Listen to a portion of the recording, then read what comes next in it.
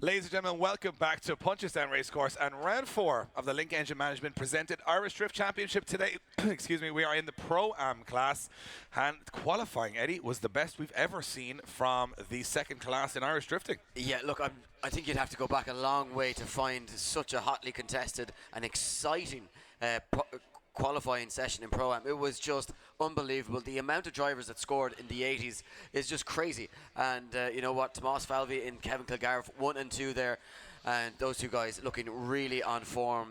But you know what, so is our whole grid. We have dwindled it down to 32 drivers, Dave. I'm having a look at some of the battles here. The left side of the top 32 bracket is stacked with big names of Pro-Am drivers.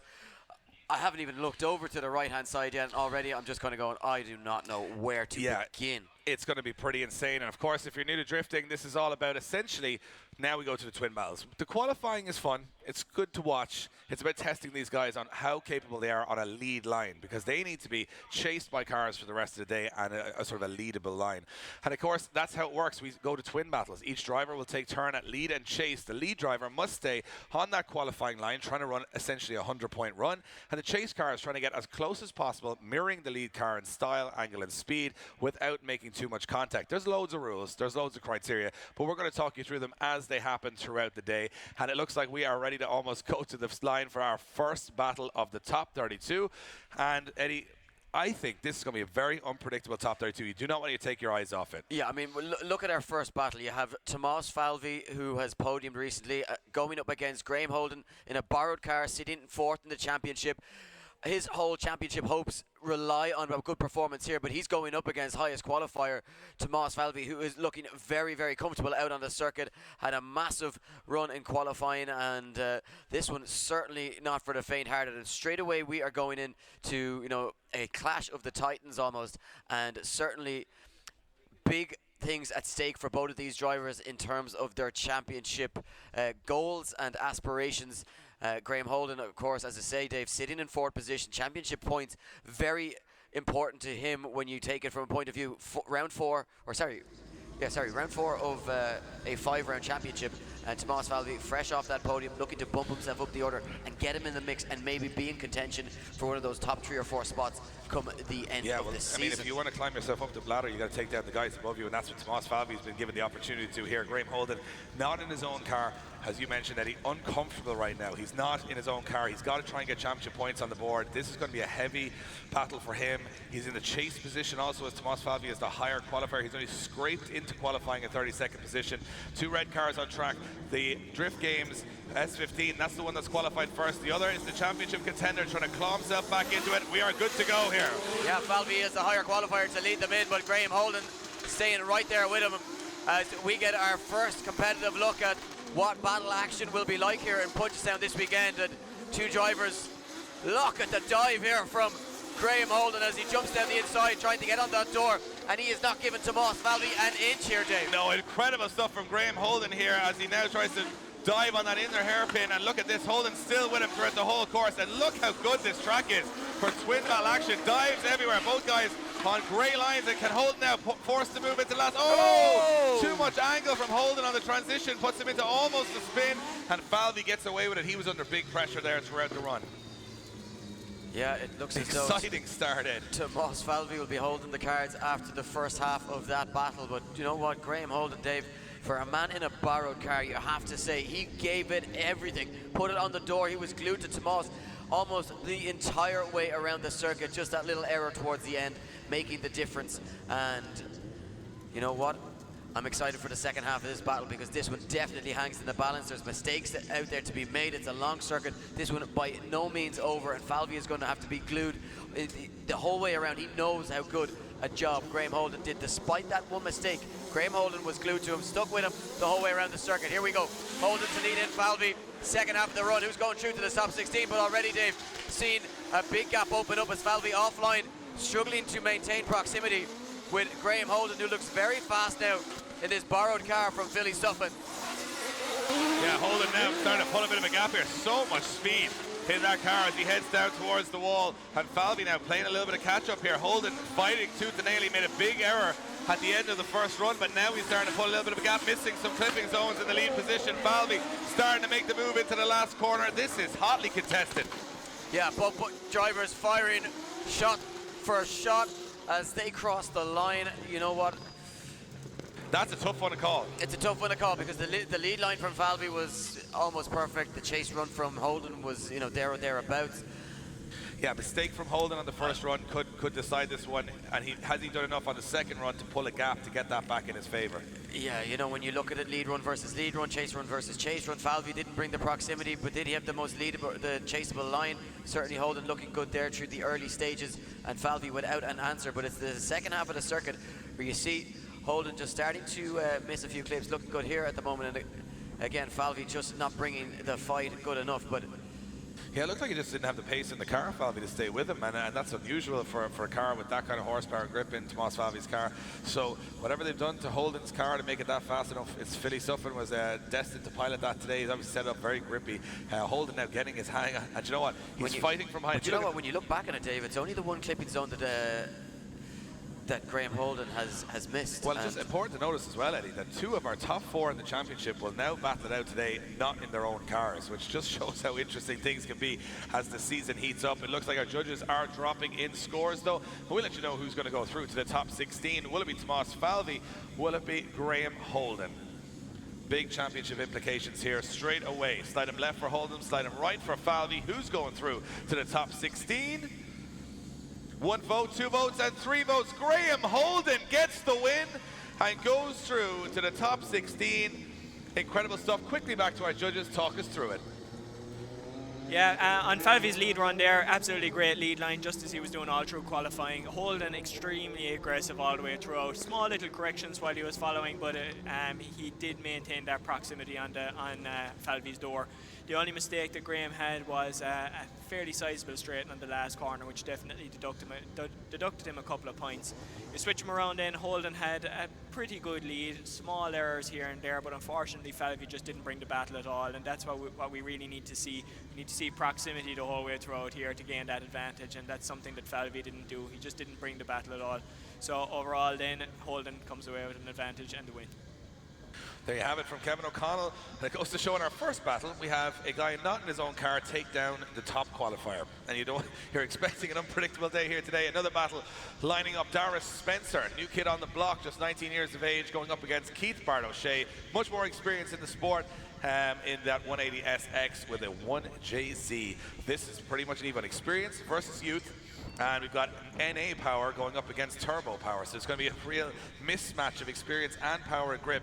But I think these guys are both going to throw down. Yeah, well, I think that's where it's going to separate this one. It's going to be the difference in pace. And each driver sluggish off the line from Keith Bart-O'Shea. Looked like he was struggling to get the power down, Dave. Oh, Bart's nearly off the track here, almost in the wall.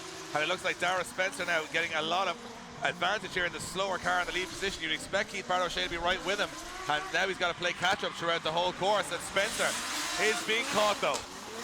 Yeah, Bart's starting to slowly reel him in, but I'm not sure what went wrong for him as they left the start line. Spencer doing a really good job in that lead position. Now Bart starts to bring the fight, closes that door, jumps down the inside as he tries to plot his move and make his attack door to door, side by side, and Bart just has to back off as they transition there through the final sections. Bit of a straight line and some mistakes and contact over the line, Dave. Yeah, it looked like Keith Bart-O'Shea just caught a little bit of grip on that last corner and nudged the front of Dara Spencer's car. I'm not too sure what happened on the start line, but it looked like Keith Bart-O'Shea couldn't get off the start line.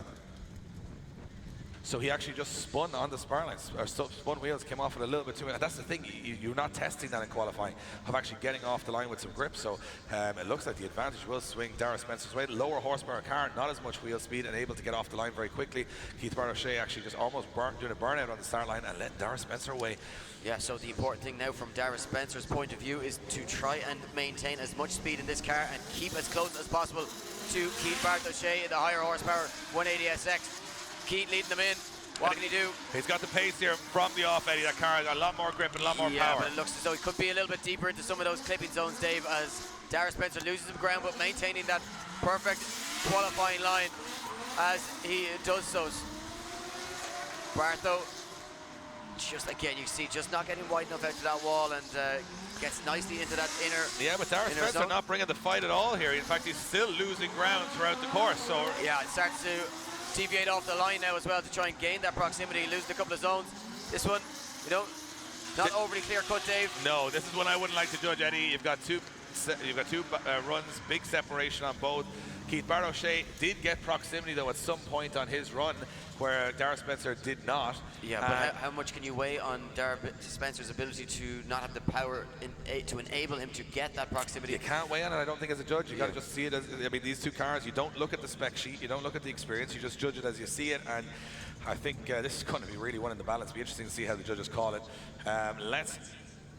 They're having a little chat about this one. So obviously you've got Keith Barrowshay. His biggest error, it seemed to me, was the start line on the first run. He spun wheels and let Dara Spencer away. Dara Spencer couldn't believe his luck, got that gap. But in the second run, Dara Spencer bringing no fight almost whatsoever around the that's circuit. the thing, yeah, and then started to miss a couple of clipping zones where he had looked like he was keeping a good qualifying line, but deviated off that, especially after the inner then we had zone. the contact. Keith Barrowshay straightening up and running into Dara Spencer over the line. That's going to play a factor here. So plenty for the judges to deliberate. Yeah, quite a lot in this particular one, and those two drivers just waiting patiently and probably a little bit anxious, spot up for grabs in the top 16 for the winner. And both drivers would love the opportunity just to keep their weekend going and try and grow into the competition as much as possible. Could we see it one more time, Dave? Could it be a case that the judges can't separate them over the course of the two runs? Maybe they feel as though they want to see these two guys go out and do it again. Too many mistakes. Just see if you're watching at home on a live stream. Yeah, of course. Just to let you know, the judges are on a private channel here to each other. We can't hear what they're saying, so we're as much in the dark as you guys watching on as to which way they'll go, and we obviously go back over to them after the result just to find out why they've decided on which driver to progress. But for me, I would look at that as two errors on both sides, and what they're weighing here is which was the bigger error. Neither driver, Dara bringing less fight over his chase run altogether. Look at this, you just see him spinning wheels, smoke coming from Keith Barrowshay's car on the start line. That was the big error, and if you watched, he's almost on that outer line all the way through there. Dara Spencer is too. So importantly though, from Keith Barrowshay's point of view, is that he knows he has that big gap, but he doesn't cut the course in order to try and gain that proximity. He gains the proximity by staying on that qualifying line, and I think the judges will reward that, showing that over, realizing that over the course of the run being long enough for him to grab himself back into it. This is where it gets a little bit tight and tricky for him, and you can see again Dara Spencer doing a good job. But it's through this final section here, just after this turn here, where Barrett just starts to get a little bit caught in the chase position, and here straight lining, making a little bit of contact, and it didn't really affect Dara Spencer too much. It looks like it was just a bit of a mistake, but again, it's all going to add up. Look, we've got a result in from the judges. Slide him left for Keith Barrowshay, slide him right for Dara Spencer. Who's going to get the win? Kieran goes one more time. And we are going one more time between Keith Barrowshay and Dara Spencer. Guys, no separating these two. Not the most perfect battle. No, okay, on this particular track layout, the minimum anybody should have in the chase position is proximity, because the track is designed for twinning. And we've been watching practice, we've seen even low-powered cars being able to stay up with higher horsepower cars. That said, I mean, if you're at a power deficit, you're always going to struggle to stay up. But just going back to the battles, the first run, the separation start. Keith makes a mistake on entering, and there's big separation for the first half of the track. Keith catches up by the time we get to clip 5, coming to clip 6, and has proximity from there on, and he's gained back some of what he's lost. But then he makes a big error just coming to the final clip there, clip 11, and nearly makes contact. That was actually like a 7-3 to Dara at that stage, so he had a big advantage. When we swapped it around, Dara never got proximity. Dara never got proximity. There was separation all the way, and the biggest error, even with the gap between them, with having such an advantage on the first one, Dara, that gap was just a little bit too much. But what really sealed it for me was Dara then missed clip 7, I think it was there, and he was just off of that, so he sacrificed a little bit of his line to try and keep up. It was too much of a gap. Brings it back to a 7-3 to Keith the other way around, so we'd like to see this one go one more time. So there you have it, judges not able to separate that one, and it seemed to be a story of just errors rather than one driver trying to really pull it off and take the win. So we move it along. We'll revisit that battle at a later stage. Sean Watt is now going to take on Nigel Moody. Yep. A very interesting battle. We've spoken about Nigel Moody and how difficult he can be to beat in battles. But of course, Sean Watt has a podium under his belt already this season, qualifying well up the order in 8th position, and he has looked very comfortable on this circuit. Saw some big angle, high speed from him, and a lot of commitment thrown in towards those walls. What can Nigel Moody do here as the lower qualifier, Dave, to try and take down a man who's really on a mission at the moment? Here we go, as they leave the line, Sean Watt to lead them in. Can Nigel Moody bring the fight as they look to take it out to the wall? Certainly Sean Watt take it up where he left off in qualifying, nailing this qualifying line so far, but Moody's right there with him. Just not able to get door-to-door proximity, but keeping himself in this one and not letting Sean Watt get away. Now the opportunity for him to make the dive.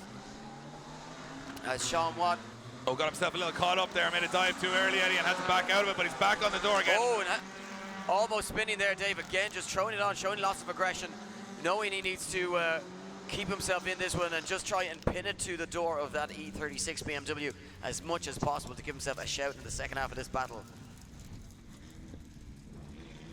So we switch them around, and it will be Nigel Moody to lead them in this time around. Nigel, of course, as we say, not getting right on the door of Sean Watt at any point throughout the circuit. A couple of little errors where he getting caught, but certainly doing enough to keep himself in the fight. I'd imagine this one is relatively even as we switch them around and look to go into the second half of the battle. Spot in the top 16 up for a grab.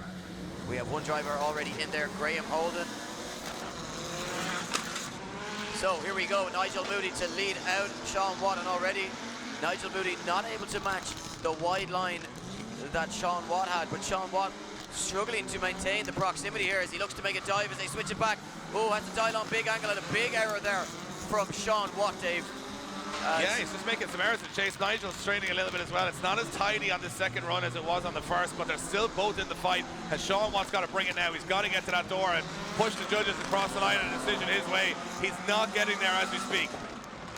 So through the final sections of the circuit, can Sean Watt do something to give himself a standing chance of taking the victory? Certainly didn't look as though he was able to apply any last-ditch efforts to get that pressure, but you know what, an even battle there. Again, these guys are fighting hard. I mean, what you usually expect in the top 32 in the Pro-Am class is someone to make a major error, and that's what decides the battle. We're not seeing that here today, Eddie. Everyone's on form. No, we're seeing small little errors over the course of a very long circuit where it's impossible almost to be perfect the entirety. We actually measured it, and it's the same distance around this track as it is from here to Nace. Nigel Moody or Sean Watt, though, who's going to go through to the top 16? Judges drop their scores in, and it's Nigel Moody getting the win and going through to the top 16. He progresses on, and our judges talk us through that one.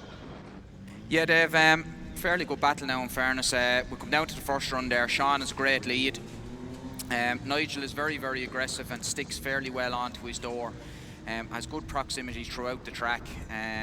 I would have liked to have seen him maybe not being quite as offline, but he was well on to Sean's door. So it was enough for me to take a 5-5 in the first run. We swap it back around with Sean chasing, unfortunately, is an error here coming over clip 1 and makes a very, very late initiation, which kind of puts him wrong for the rest of the track, and he's basically trying to chase down Nigel for throughout the entire run. He runs very, very shallow angle to try and catch him up, and does start to make some mistakes throughout the track. So it's enough for Nigel to take a 6-4 advantage on the second run, so Nigel takes it. They have Nigel Moody marching on, top 16. Line them up next for another interesting battle. Oh, and we're hearing words from the pits, that Shane Reedy has got gearbox issues in his car, meaning that he is forfeiting the battle to Shane Mackin. Bit of fortune there for Shane Mackin. Massive heartbreak for Shane Reedy, who was flying earlier on. Yeah, very unfortunate. Shane Mackin now sits on the line, taking a pass of the circuit. Oh no. No, he just had to make it to the line, Eddie. That's the rules. He had to make it to the line. He'll take the win. He'll bring the car back around, save those tires for his top 16 battle, and he will make it through automatically. Not what we wanted to see. But we're moving on to our next battle. This is going to be exciting. This is going to be a thrill. And you know what? I was looking at this one as soon as the battles were announced. Neil Dunn, Andrew Earl. Neil Dunn has been looking really on form. Andrew Earl, of course, has the podium from Coming off the back of a podium in the UK. Podium in the UK. Neil Dunn, of course, podium at round 1, looking to replicate that. These two guys going up against each other, both feeling the confidence, both enjoying the circuit, both enjoying their driving at the moment, Dave. This could be carnage, Eddie. Yeah. This could be carnage. These guys go pretty hard compared to the rest of the grid. Let's see what happens. Neil Dunn leading him in. Look at Andy Earl, though. Yeah, Andy Earl right there with him, looking very aggressive. Says he's extremely competitive by nature, and he will not want to back down here. Look at this, door to door, big angle. Oh, contact. Yeah. Andy Earl makes contact with Neil Dunn. Oh, he's broken the steering arm. Broken the steering arm, He's broken Dave. the steering arm. He has no steering on the front left of the car. Andy Earl breaks the steering on the car, hitting the rear end of Neil Dunn's car. I said to be carnage, Eddie, and you know, I'm not often wrong. Let's give you a little elbow there. Yeah, knocking me off my perch there, Dave. Yeah, look at this. He comes around the corner. Earl makes a big dive. He comes in way too hot at just about here. Bang, tags the rear end of Neil Dunn's car. Yeah, you can see instantly damage to that Two wheel wheels end. not facing the same direction. A bit more of a shopping trolley on the front of that car now at the moment. And Andy Earl's going to be asked the question, can he fix that and call a 5-minute rule, or is he going to attempt to? But he is going to be at a 10-0 disadvantage. It looked to me like the fault was of Andy Earl, not of Neil Dunn, as far as I can see. But we will get confirmation on that. Yeah, of course, if it was the other way around, then he would be granted a competition timeout and have a little bit of extra time to try and get that fixed. So it looks like Andy Earl is retiring from the competition. We have 2 retirements in a row. See this from an alternate angle here as Neil Dunn gets the win. He comes in way too hot and just here hits the rear end hard of Neil Dunn's car, breaking the steering. And just watch this as the car comes forward. Look, both wheels facing in opposite directions. But you know what, kudos to him for showing that aggression. Knew he would have had to go hard, and you know what, a spot in the top 16 isn't going to be easily won here this weekend. And these guys showing that they understand that and recognize that they need to apply the pressure. They need to go full commitment and try and get on the door of the other car. And Neil Dunn goes through, and another great start to him for another competition this year. So he's climbing up the order in the championship for sure. Staying in the mix with Graham Holden at the moment. And we move it along to our next battle, which will be another one of youth versus experience. We're going back. We're going to roll it back to the one more time. With Dara Spencer and Keith Bart O'Shea. Yeah, it looks as though Keith Bart O'Shea is making his way to the start line. So of course now he's got to learn here, Eddie, not to spin wheels on the start line, because that's what actually cost him winning that battle. It wasn't driver error, it was just that start line. Yeah, and I think, you know, if he can do that, and but look, that's one thing that you got to get around this circuit. And as you say, Dave, it's the same length, the same distance as it is from here to Nace, but that's of course over 2 runs as opposed to just the one. You know, I'm going to put this out there. I painted this track on Wednesday. 11.5 kilometers of paint put down. Hardest day of my life. Never do it again.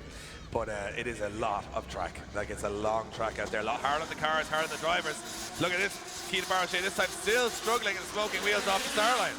Yeah, very interesting that he seems to be only having that issue on the right-hand side of the track and not on the left side. Of course, not as much grip out on that side either, Dave, but he's in the fight a lot earlier this time. Look at this. Oh, great transition. Avoiding contact. Spencer dropping some wheels. Now, can he maintain this proximity throughout? Because I think this could be the difference maker. We know that Dara Spencer doesn't really seem to have the pace for Keith Bart O'Shea, as Bart just gets a little bit trapped down the inside. Yeah, he's got the faster car here, and he's on and off throttle a lot, which means the car is gripping up and he's straightening him out. Look, he just cannot balance that throttle. Yeah, very tricky for Keith O'Shea to try and again, look, he just chase closely. And almost contacting again. Looks for the line. Scrappy runs. Hey, look, he's dropping off power and it's gripping the rear end up, and he's kind of balanced between the two. And when he goes back on the power, it's just shooting the car forward with grip. So it's a tough thing to do. But again, you got to expect that in the Pro-Am class. There will be different levels of experience and also horsepower and grip. So yeah, look, and at the end of the day, this is what it's all about. You have to be able to manage that and come up with a strategy of how you're going to approach a chase run against a slower car. Now, he should have no issues this time around on the grippier side of the start line. No wheel spin off the track from Keith O'Shea. Well, yeah, just a little bit. Gets that power down now. Can he pull a gap on Dara Spencer? Dara, again, as we saw, big contact into the wall from Keith O'Shea. Oh, he goes into the wall, and he goes into the wall pretty hard. And look, did the right thing, spun the car around to let the rear end of the car take the impact. But yeah, hits the wall pretty hard on that side, and Marshall's out straight away to check if he is okay. It looked like he was okay. But yeah, the first hit had so much momentum built up at that point. It just sent him straight off the track. Yeah, watch this. The edge was a little too deep. Hits that hard, hits the wheel, straightens the car up, and Dara Spencer did a great job of avoiding it. But as he goes from this point on, he realizes this is going too fast, spins the car around, and into the barrier he goes. Yeah. Very unfortunate way to end the competition. Now, for you know what? Keith He Bartlett. hit it with the rear end so square on there, Eddie. I think the rear bash bars and stuff might do their job there. I would imagine it's very repairable damage, but I suppose we can't get a perfect view of it from where we are sitting. Be interesting just to see that as the car gets recovered from the circuit. So Keith's out of the car, guys. Give him a round of applause. Both himself and Dara Spencer putting it all on the line here this weekend, trying to battle it and get a spot in the top 16. And unfortunately, You know what? I mean, especially when you get to the one more times, Eddie, the guys do put that 10 or 15% more in to every run, and it looks like Bart was going for that big 100-point run to run that outside line, but just overcooked it. yeah, and of course, knowing as well, Dave, that he would have to try and keep that gap and that not let Dara Spencer have an opportunity to get into the battle at any point. And so, unfortunately, for Keith O'Shea, it looks like that will be the end of the competition for him. Dara Spencer, though, will be moving it on into the top 16, where he will face Graham Holden. And just a quick look at some of the 3 battles lined up already. Oh, 2 in fact. Graham Holden will be taking on Dara Spencer. Nigel Moody taking on Shane Mackin, who of course got a pass into the top 16 due to Shane Reedy retiring due to gearbox issues. Just see on your screen if you're watching at home, doesn't appear to be too severe damage done to Keith. Yeah, well, just got to make a decision official on this battle. Eddie is the first port of call from our judges, just in case they saw something we didn't. You can see the damage, the extent of the damage there on the rear end of Bart's car, and it does look like it took it fairly square on, which looks worse than it is, especially with no suspension components damaged. It might be too bad. I'm sure the port of power will be out to straighten that car back up again. And officially it will be Keith Bart O'Shea going out of the competition, and it will be Dara Spencer progressing into the top 16. Just to make it official, you can see it on your screens there. Dara Spencer getting the win over the 2 runs. Now at this position, we have to recover Keith Bart O'Shea's car, but we've also got to now reset our barriers. So we're going to take a small, very small, short break while we repair the track here in Punchestown Racecourse. Before we come back to the live action, we're going to remind you of what's about to go down tomorrow at the main event.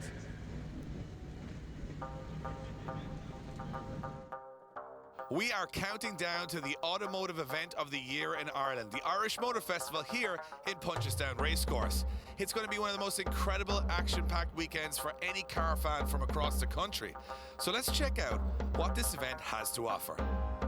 If your car tastes lean more towards the rare and exotic, well, the Prestige Car Hall is the place for you this weekend at the Irish Motor Festival. Lamborghinis, Ferraris, McLarens, private collections, cars that haven't really seen the outside of a garage in a long time. Well, they're all going to be here for your enjoyment. This certainly will be a room with a view.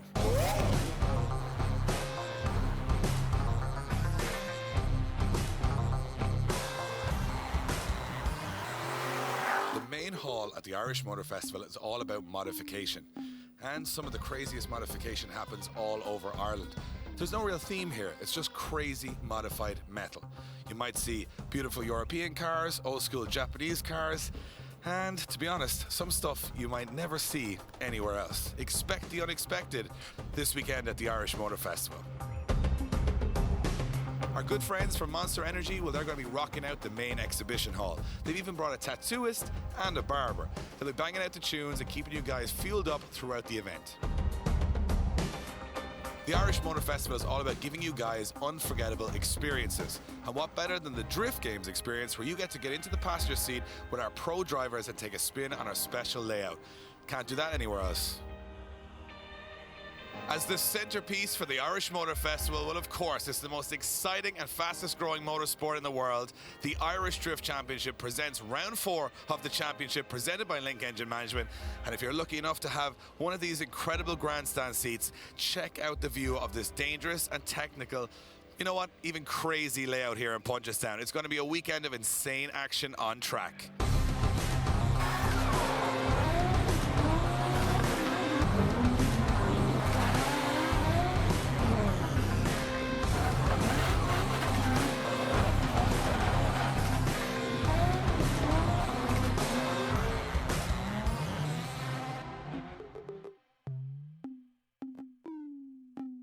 So there you have it, an incredible action-packed weekend ahead. And if you're a car fan, can you really miss this one? Tickets are available on the gate throughout the weekend, and believe me when I say it, You don't want to miss this.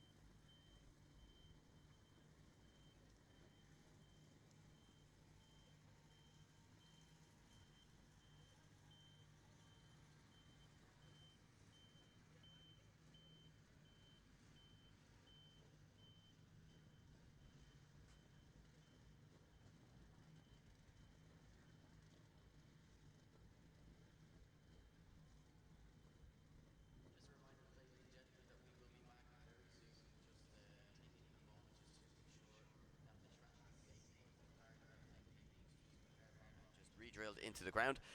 So just bear with us while we ensure that the track is safe, and we will be back live very soon. Thank you.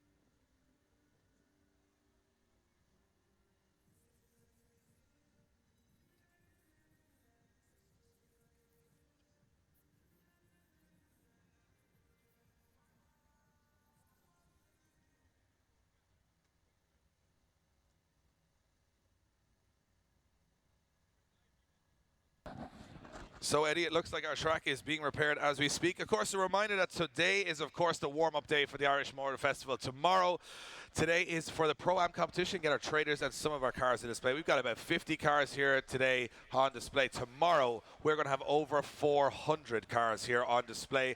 The exotic hall is going to have supercars left, right, and center. The best of the best in the modified side. We got speed hunters bringing down 50 chosen cars to be in that exhibition centre tomorrow. You actually had to apply to be involved in that. It was crazy, and the guys at Speed Hunters chose the best of the best, and we are expecting some insane machinery to arrive down here. I saw a list of some of the cars that are coming from the Speed Hunters end of things, and there's some really cool cars on making their way down here. Tomorrow morning we're going to have a huge procession of modified metal supercars, and of course the Pro Grid take to the track tomorrow. The best of the best drivers in Ireland will go for that top spot, with Dwayne McKeever leading proceedings at the moment, and that is the best drivers in Ireland will take to the circuit tomorrow. Expect speeds and excitement to be ridiculous tomorrow.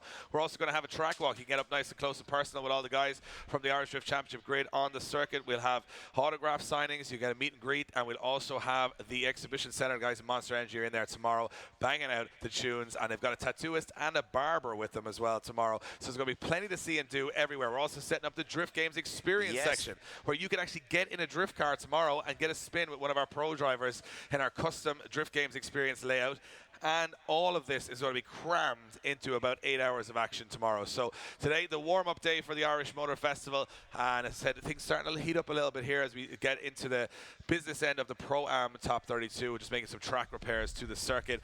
And as I said, tomorrow, it's going to be crazy. We're expecting crowds over 5,000 here tomorrow to absolutely pack out the venue. It's going to be ridiculous. The grandstand almost sold out. If you want to get tickets for that, you got to get there pretty quick. They're still available at the gate. Just a number. I'm talking in the tens left out of the thousands of seats that were originally available. If you want to see it in the best seat in the house tomorrow, make sure you grab one of those tickets for today to avoid disappointment tomorrow. It is going to be bananas here tomorrow. I'm already pumped up. I cannot wait. And if the Pro-Am competition today is anything to go by, the track action is going to be insane. Yeah, not to mention some of the pro practice that we just witnessed, Dave, was incredible. The guys really pushing it already so early in, they obviously have practice tomorrow morning as well before they go straight into qualifying, but they have been just pushing it on each other's door, and no driver wants to back down. Of course, they are fighting for position in the championship. Dwayne McKeever comes into this round 3 rounds unbeaten in Ireland, and he has taken maximum points so far this season, but only 25 points ahead of Mitch Larner in second position. So the championship is still wide open with 2 rounds to go. Absolutely, and I'm seeing some pictures getting sent in to me that we have supercars being loaded today onto trucks to be delivered here in the morning. They're not even being driven here. They're that special. They're being loaded on trucks to be delivered in the morning for your guys viewing. And of course, there's going to be some Lamborghini Aventadors. We've got 458s here. We've got every sort of crazy.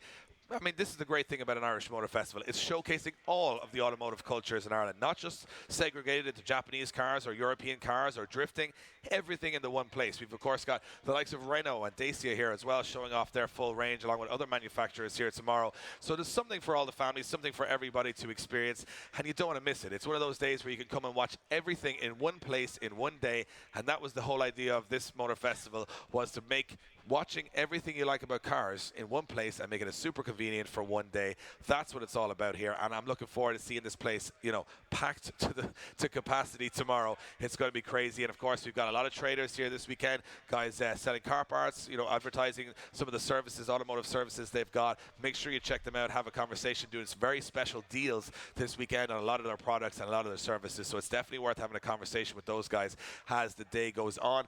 And tomorrow, again, I don't think there'll be much room to walk around here when there's that many people in, and as I said, when we see that procession of over 300 cars arrive in the morning here, it's going to be pretty crazy to see that much metal in one place. Yeah, and it's worth noting as well that those cars have to be in bright and early, Dave, because we won't be allowing them access later on in the afternoon. So they will be here for the full day. You'll be able to see them.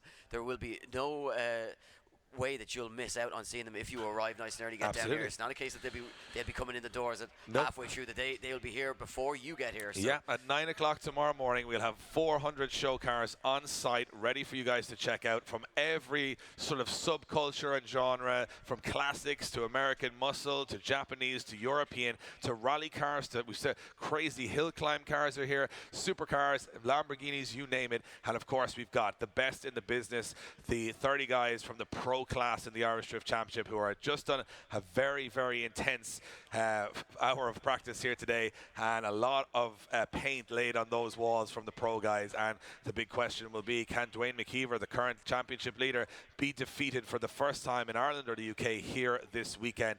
And we also have one man in the Australian, Mitch Larner, who's coming very, very close, taking a second place at round 3. He wants to take down what is essentially 15 years of history. No one has ever beaten an Irish driver on Irish home soil, and Mitch Larner said this is the weekend it's going to happen. In a final, of course. Absolutely. So as we just put some more bolts into our walls, of course that's the idea. We bolt them into the ground to make sure that they don't move when a car, and that's probably as heavy an impact as you're going to see Keith Barrochet hitting the wall at high speed and the wall doing its job and staying in place. But we're just repairing that to make sure that the track is safe again for competitors to go back out and compete. And it's the first guy we've seen really fall victim to the walls this weekend, Eddie, but just showing that while it looks quite easy to get around this track, it shows the risks are out there. Yeah, that risk is always there, and that threat and danger is there. And of course, Keith doing a very good job of avoiding a more serious impact by flipping that car around and going in backwards into the wall, as opposed to a head-on collision, which would have potentially caused more substantial damage and left him with a parts bill and a repair bill that could have been quite significant. Hopefully, it looks, from what we could see, as though that car was, as drift cars go when it comes to crashes, they're quite minor. Yeah, if it was a road car, it'd be written off. You'd be in hospital right now, and you'd be on, onto the insurance company, and it would be past repair. But drift cars, these things are designed to take impacts. They're obviously rear and front. The rear end and the front are usually tubed up, and if you do take a rear end impact, you can re-tube the car at the back to kind of get it back out there and snap the fiberglass panels back on and get back in the competition. What you don't want is major suspension components or chassis damage, which doesn't look like it has been on Keith Barrochet's car. Of course, it's worth noting as well that the safety regulations here at the Irish Drift Championship are very stringent and very high. And of course, we've had Simpson Motorsport Safety come along on board this year, and they've come down and given the guys briefings on how to do up their harnesses, what gear to have, what helmets to have, how to, the sizing of their seats, all this information. Of course, the cages that they run are extremely safe. Just last week in Riga, of course, we saw a car flipping. It was a car that was actually sponsored by Simpson Racing Products, and that car almost made it back out to the second half of qualifying, a testament to just how safe these drift cars are and how much thought and understanding of an awareness that the guys building the cages have about motorsport. Absolutely, a car flipping, rolling 2.5 times onto its roof, and then 1 hour later attempting to go back out for a second qualifying run. That goes to show how much effort these guys put into getting their cars onto track, but as you mentioned, also the high safety levels at competitive drifting. On top of that, though, I was just saying, tomorrow, I mean, one of the things I'm looking forward to tomorrow is, as we mentioned it briefly, is the certain club displays that are going to be in the central exhibition hall. Speed Hunter is bringing 50 cars, and they're bringing 50 of sort of a very big variety mix. There was a lot of Japanese old school metal in there, stuff that I haven't seen at a show before. We've got little sneak peeks of what they're bringing along, but tomorrow I'm going to be one of the first there in line to check out that. New school, old school, the show that was held in Longford this year, they're bringing their own stand. They have some crazy cars already in the exhibition centre. And then after that, we have also got some other brilliant attractions that are coming on in my head. So yeah, well, I just there was a little bit of crossover music there, Eddie. Yeah. Oh, so we were going to. Basically, what was happening there was the live stream team have decided that Eddie Power should do some karaoke to fill up the gap here. And just so you know, and I'm not going to call Eddie Power out on anything. But yeah, right. Yeah, last weekend we finished the event in Riga, and we went to a karaoke bar. So hey, look, some things are just left better unsaid. You know what I mean? But I'm going to say it now, though, and essentially. Basically, our head judge Kieran Hines was there, and Eddie Power was there, and also was Kieran Hines' lovely wife was there, and Eddie decided to sing the chorus of Stacey's mom, but actually changed the word to Alan's mom and gave Kieran Hines' wife a lap dance. Under the direction of Kieran Hines. Yeah, it was all approved. It was all above board. But yeah, and that video footage, if you want to see it, has been burned, I think, at this stage. But we thought we wouldn't bring it up, but now we've got 5 minutes. I mean, what else are we going to say? Yeah, thanks. Yeah, so we're all professional here behind the cameras, but get any power in a karaoke bar and our head judge, and anything can happen. So we are awaiting the last of our repairs to be done here on the track. We actually got a chance 2 weeks ago, Eddie, to go check out the bright orange Lamborghini Aventador SV that's going to be here tomorrow. And I think it's only when you see those cars in the flesh and get a good look around them do you realize how special they are. But there's some other stuff that I'm looking forward to, which is the vintage stuff, the old school stuff from the 60s and 70s. Which there's a Porsche Speedster here already this weekend that I've had my eye on. And you know me, I'm a Mustang fan. I think we've got about 10 Mustangs here, and from the newest model all the way back to the 60s fastback tomorrow. So really, really cool American stuff going to be here as well. A couple of Corvettes, that kind of thing. So, if you want to just see kind of a bit of everything, that's what this is all about. And the problem I have tomorrow, Eddie, is that me and you are going to be stuck up here in the tower, not stuck, but commentating on amazing action on track, but we're not going to get the full chance to check out every single car that's here. So I'm a little bit upset by that. Yeah, look, Dave, I'm not going to lie. I'm thinking about calling in sick tomorrow and then just maybe changing my look so I can see if I can just... Like a mustache and a set of glasses, yeah. Yeah. Well, it'll work. Or you could come as a professional lap dancer. Too soon? Too soon. Yeah. So, stuff that people didn't really need to know, Dave. Exactly, and of course you're an Irish Drift Championship fan. We've got 2 more events after this remaining in the season on the 2nd of September. The Pro-Ams finish on their own with our own main event. It's the Pro-Am takeover of Watergrass Hill. That's on the 2nd of September. And then we go to the biggest event of all time in Irish drifting, which will be Jaffa Fest this year, where it is going to be the Irish Drift Championship, a double header, never done before. The Irish Drift Championship final will be on the Saturday, and then on the Sunday, Drift Masters. Drift Masters will be the biggest championship in Europe, is coming to Ireland. Over 85 pro drivers representing 28 countries, including national champions from New Zealand, Australia, Latvia, Finland, Sweden, Norway, Germany, Poland, the Middle East. They're all going to be at that event. It is the biggest event in European drift history, and it's taking part right here in Ireland.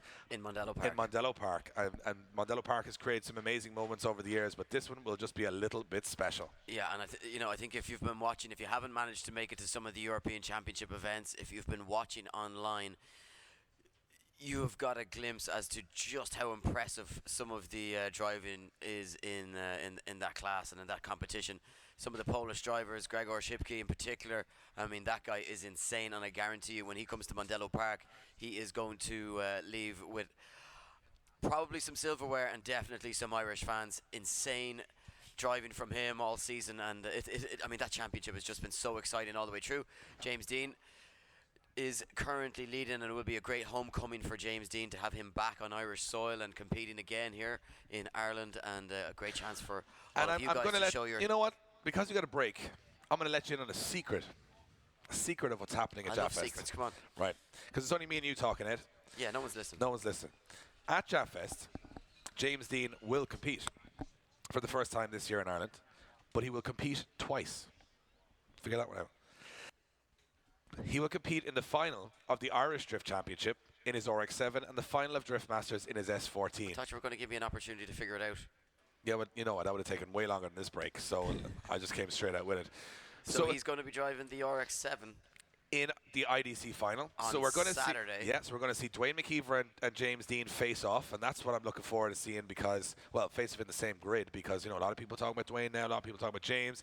Both guys dominating. They're going to hit head-to-head.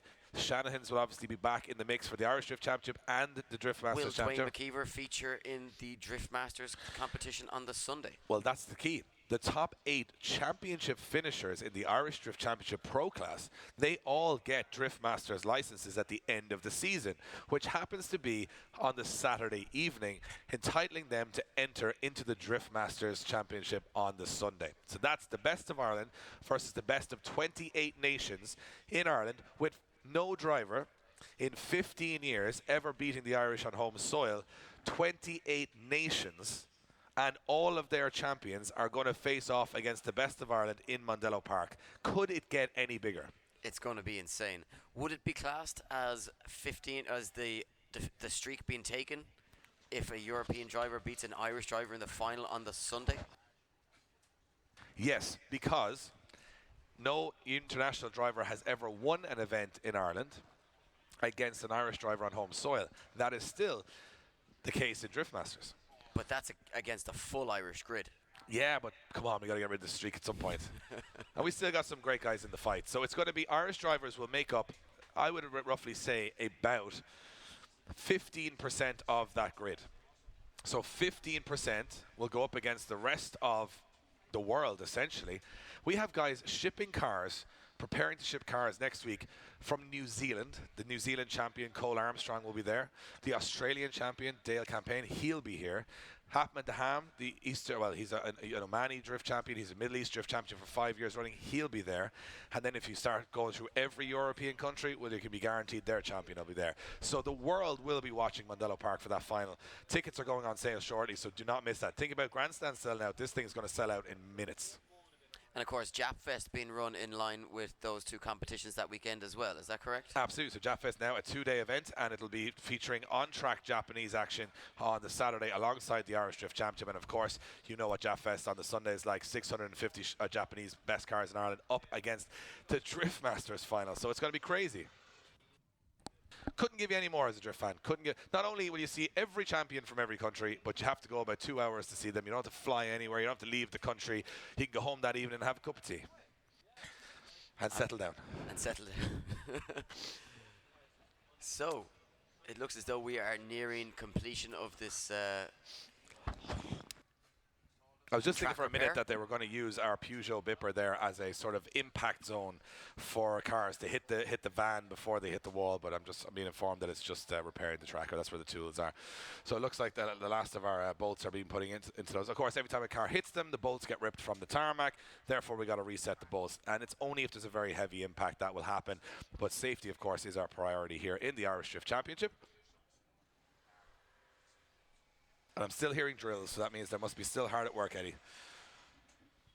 But we are back with more action very, very shortly from the Pro-Am class here in the Irish Drift Championship. Remember, today is the warm-up day. Tomorrow, the Irish Motor Festival here in Punchestown Racecourse is in full swing, expecting thousands of people, hundreds of show cars, tens of pro drift drivers on track, along with drift ride-alongs, along with Monster Energy providing free tattoos, free haircuts, free drinks. Tattoos are free. Yes. Jeez, I might get one. Yep. You could get Kieran Hines' face on your arm if you wanted, Eddie. I think I'll just get Sinead's. Oh, nice. He'd prefer that.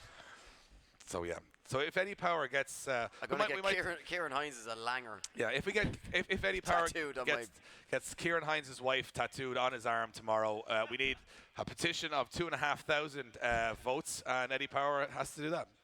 And write Alan's mom underneath it. That we thought we'd do that one. I don't think you can get 2,500 people. Are we basically having a competition so to see like whoever gets the highest number of votes? Yes. Myself or my wife gets tattooed on his arm, is it? Yeah. So you know okay. you can go hashtag tattoo for Eddie. I do think it would be more embarrassing for Eddie if I was tattooed on the side of his arm. I would. You know. Yeah. So I mean. Okay, so it's an agreement now. This is the most random if it's you, it's not going on my arm. Okay, so we were nearly ready to send cars here in Punchestown. If you haven't picked up your tickets already, if you haven't got a pre-booked ticket, I know a lot of you guys have, they are available at the gate all the way through tomorrow. Now, Grandstand, as I said, may be sold out by the time I'm talking now. I'm not too sure. But if you're in attendance and you want a Grandstand ticket for tomorrow, go to the main gate today. Get it. There's only less than 60, I think, left in the Grandstand. And we kind of held them back until the end. So if you want to be in the best seat in the house, essentially, make sure you grab those today. And then tomorrow, you can come here, just pay on the gate, come in and check out all the awesome machinery and awesome attractions that are going to be here. I'm looking forward to it. It's a bit of a buzz building up today for tomorrow. Yeah, it's nice to have that, separate element and that additional sidetrack or distraction for when the drifting isn't out on track. You can have, you can take your pick at any of the amazing cars that's going to be here tomorrow and just walk around and just take it all in and just enjoy the atmosphere already, Yeah. so much interest in this event, and a lot of people planning on coming down and enjoying It's it. going to be Instagram heaven. Instagram heaven. You're going to be putting pictures of cars up all day. Your story will be about 3.5 hours long. And if you didn't come here and you have to see everybody else's story, and you're like, oh, just think of all the followers I could have had. If I was people would have known I was doing stuff. You can't. Hashtag event, hashtag adore. Yeah. You can't be doing throwbacks tomorrow when this is going on. Yeah. You can't be doing throwbacks. You'll be here live, putting it out on Instagram, Facebook. Let everybody know. Grab your friends, grab your family. If you're sitting at home today watching on the live stream, get off the couch. Get involved. Come on. You're giving our generation a bad name. Everyone can say, oh, this generation just sits at home watching Netflix. Lazy. But I think they're going to be here tomorrow having a lot of fun. So we are looking at the last of our repairs being done on the track, and those guys working tirelessly. Seems like an easy job, pretty difficult job. I watched them do it during the week. It's not the most fun, drilling massive bolts into the ground. Not that I understand how any of it's done in the first place, Eddie, but our track manager here, Richie Keller, is saying that he wasn't happy with the structural rigidity of the wall after the first hit, that he wanted to make sure it was okay in case there's a second. We hope there isn't. But we've had a couple of, the last few battles, we've had not so clean. It's been a case of saying that... yeah, it's been a little bit of a scrappy kind of start to the top 32, and, you know, when you look at a grid that's so tightly stacked, and quite often it's going to lead to maybe some scrappy battles early on with those nervous jitters. Guys are really only kind of, especially in top 32, they're just getting used to the battle segment of the competition. They've spent a lot of time out dialing in their setups and their line to prepare themselves for qualifying. Now they got to go side by side, door on door. You got some big differences in horsepower and grip levels out there on the track as well. So some of these guys just kind of try to settle themselves into that, and that's when we start to separate the men from the boys and the guys that are really, you know, in contention for a podium here this weekend. Absolutely. And just before we do go back live, we're just going to once again remind you guys of all of the attractions that are here tomorrow at the Irish Motor Festival. Check out this little teaser, which we were putting together yesterday, of a small amount of the attractions here tomorrow and all of the action you can check out when you head down here to Punchestown.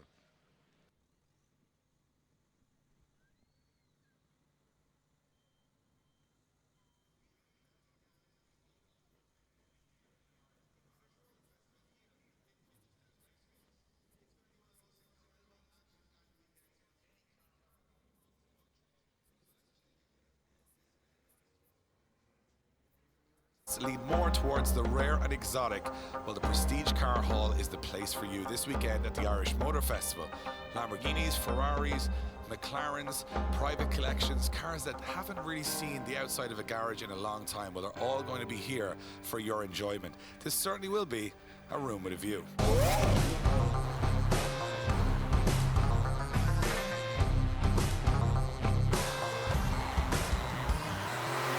The main hall at the Irish Motor Festival is all about modification, and some of the craziest modification happens all over Ireland. There's no real theme here, it's just crazy modified metal. You might see beautiful European cars, old school Japanese cars, and to be honest, some stuff you might never see anywhere else. Expect the unexpected this weekend at the Irish Motor Festival. Our good friends from Monster Energy, well, they're going to be rocking out the main exhibition hall. They've even brought a tattooist and a barber. They'll be banging out the tunes and keeping you guys fueled up throughout the event. The Irish Motor Festival is all about giving you guys unforgettable experiences. And what better than the Drift Games experience, where you get to get into the passenger seat with our pro drivers and take a spin on our special layout. Can't do that anywhere else. As the centerpiece for the Irish Motor Festival, well, of course, it's the most exciting and fastest growing motorsport in the world.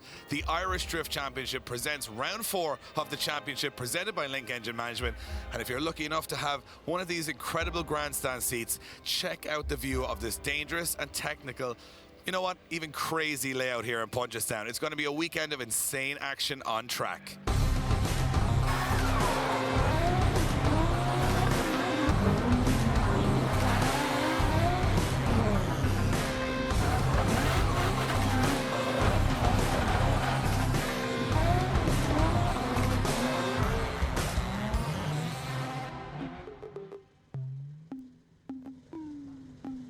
So there you have it, an incredible action-packed weekend ahead.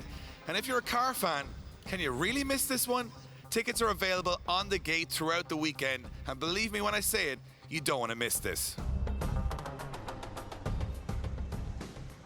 So we're back live in Punchestown and ready to go back to the start line to continue our battles here in the top 32 Pro-Am competition. Next up, Ryan Morton against Damien Short. Ryan, one of the hottest new talents on the scene. Goes up against a very experienced Damien Short and a brand new S14 chassis this year. This one very much in the balance, Ed.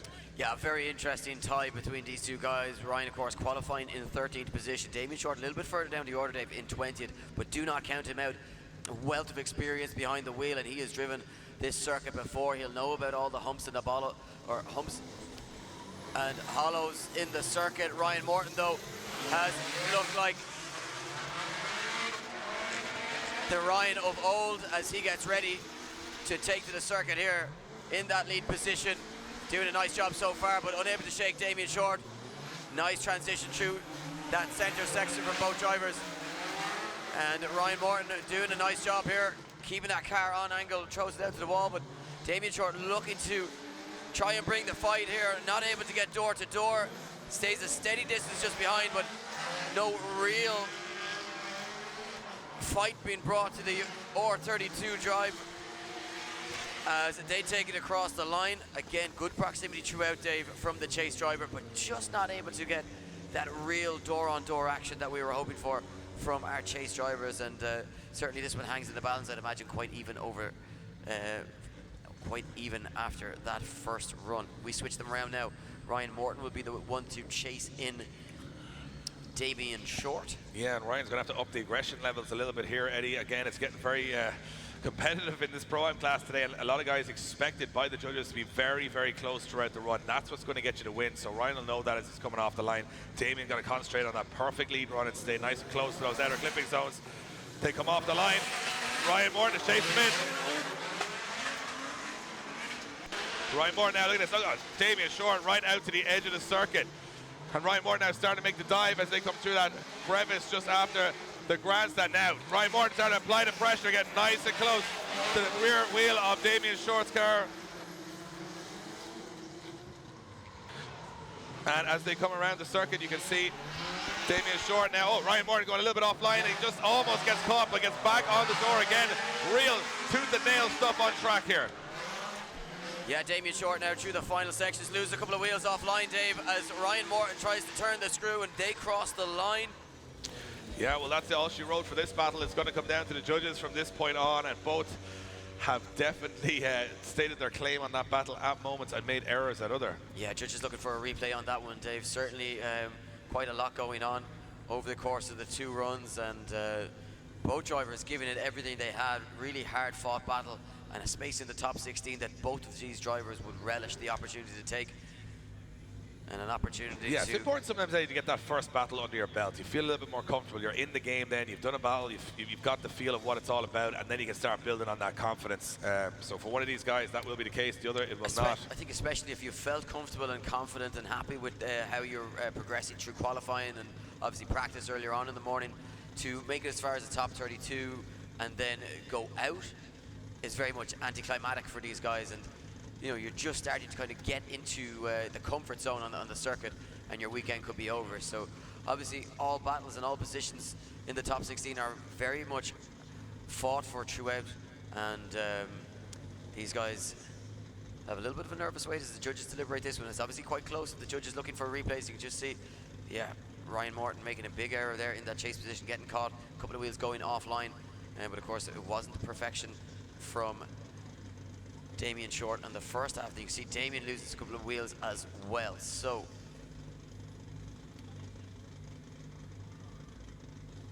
have the judges, judges, looks like the scores are going to come in, Dave. They've had their conversation.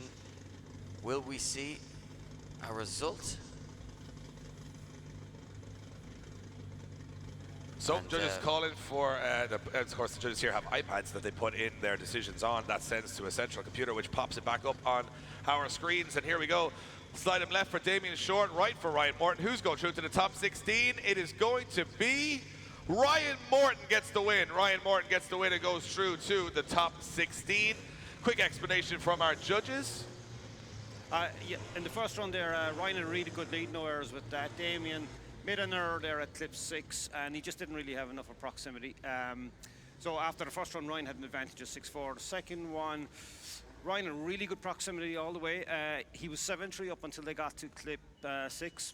And then he makes a big mistake and drops 3 wheels. Now, in the briefing I said, actually, if you've got good proximity, you can actually drop a wheel at clip 7 inside. We won't penalise you for it because you're close enough. If there's separation, we would. Now, the only issue here is that Damien the track is designed, you're supposed to wash through clip 6 and then come back into clip 7. Watching the replay there, Damien leaves clip 6 straight away. He comes to clip 6 and comes away straight away. So that kind of put Ryan in a very awkward line, and I think that's why he dropped the 3 wheels. So we didn't penalise him too heavily for it. We did penalise him, but not enough to overturn the advantage he had in the first run. There you have it. Moving on to our next battle. And it's going to be Dylan Garvey against Dean Crozier. Now, this is interesting because Dean carries the more horsepower in the car, having some mechanical issues, though, at the end of qualifying, going up against the young gun, Dylan Garvey, making some moves through the Pro-Am grid.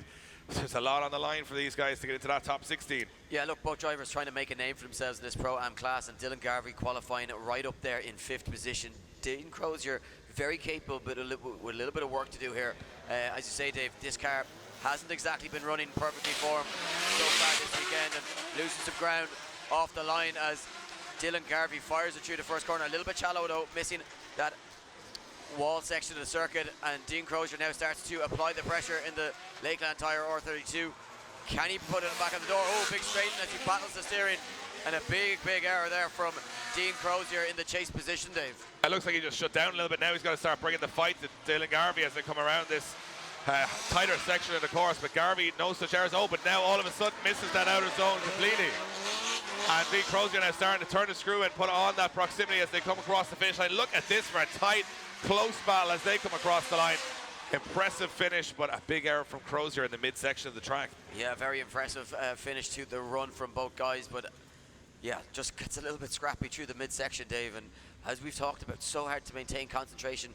Add into the mix now that you have another driver breathing down your neck the entire way through the circuit, and it becomes a very difficult task to get this car. Yeah, I'm not too sure. I think his car maybe just gripped up a little bit, or it was a gear change issue. Maybe he's going from 2nd up to 3rd for the big pull. Whatever it was, that car shut down for a moment, and Dylan Garvey does miss some outer zones, but maybe not as big an error. So in the balance here, Crozier's going to have to put in the perfect lead run, and Garvey will know on the radio, puts this on the door here and sticks with Crozier throughout the course. This is his battle in the bag. But easier to say it than to do it. And as they get the marshal's order, as we are ready to take another leap into that first corner through the gears, they will go.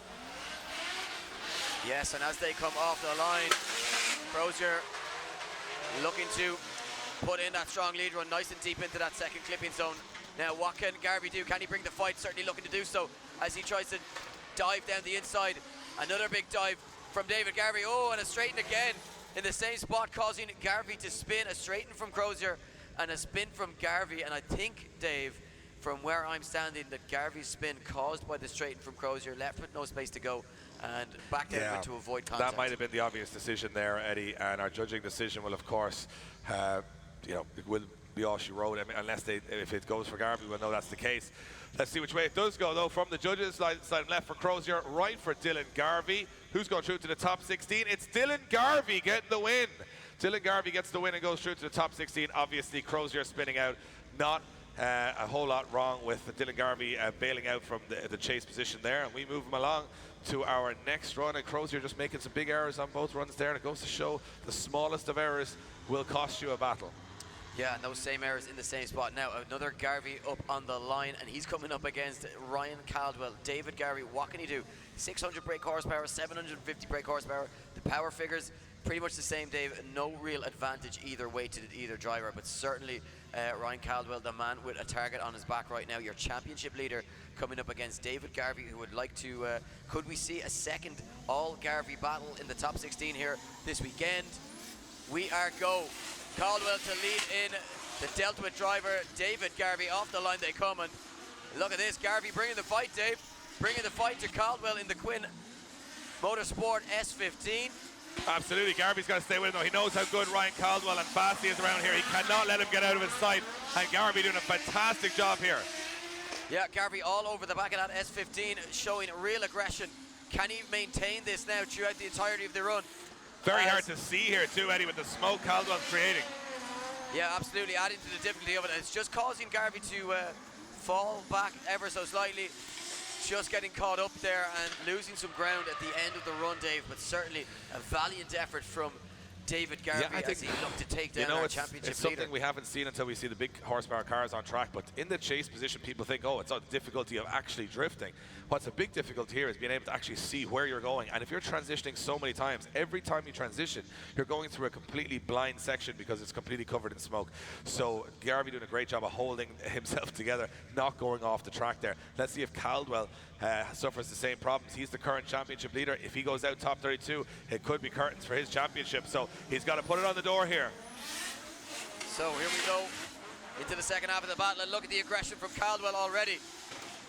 Looking to turn the screw and try and force an error from Garvey.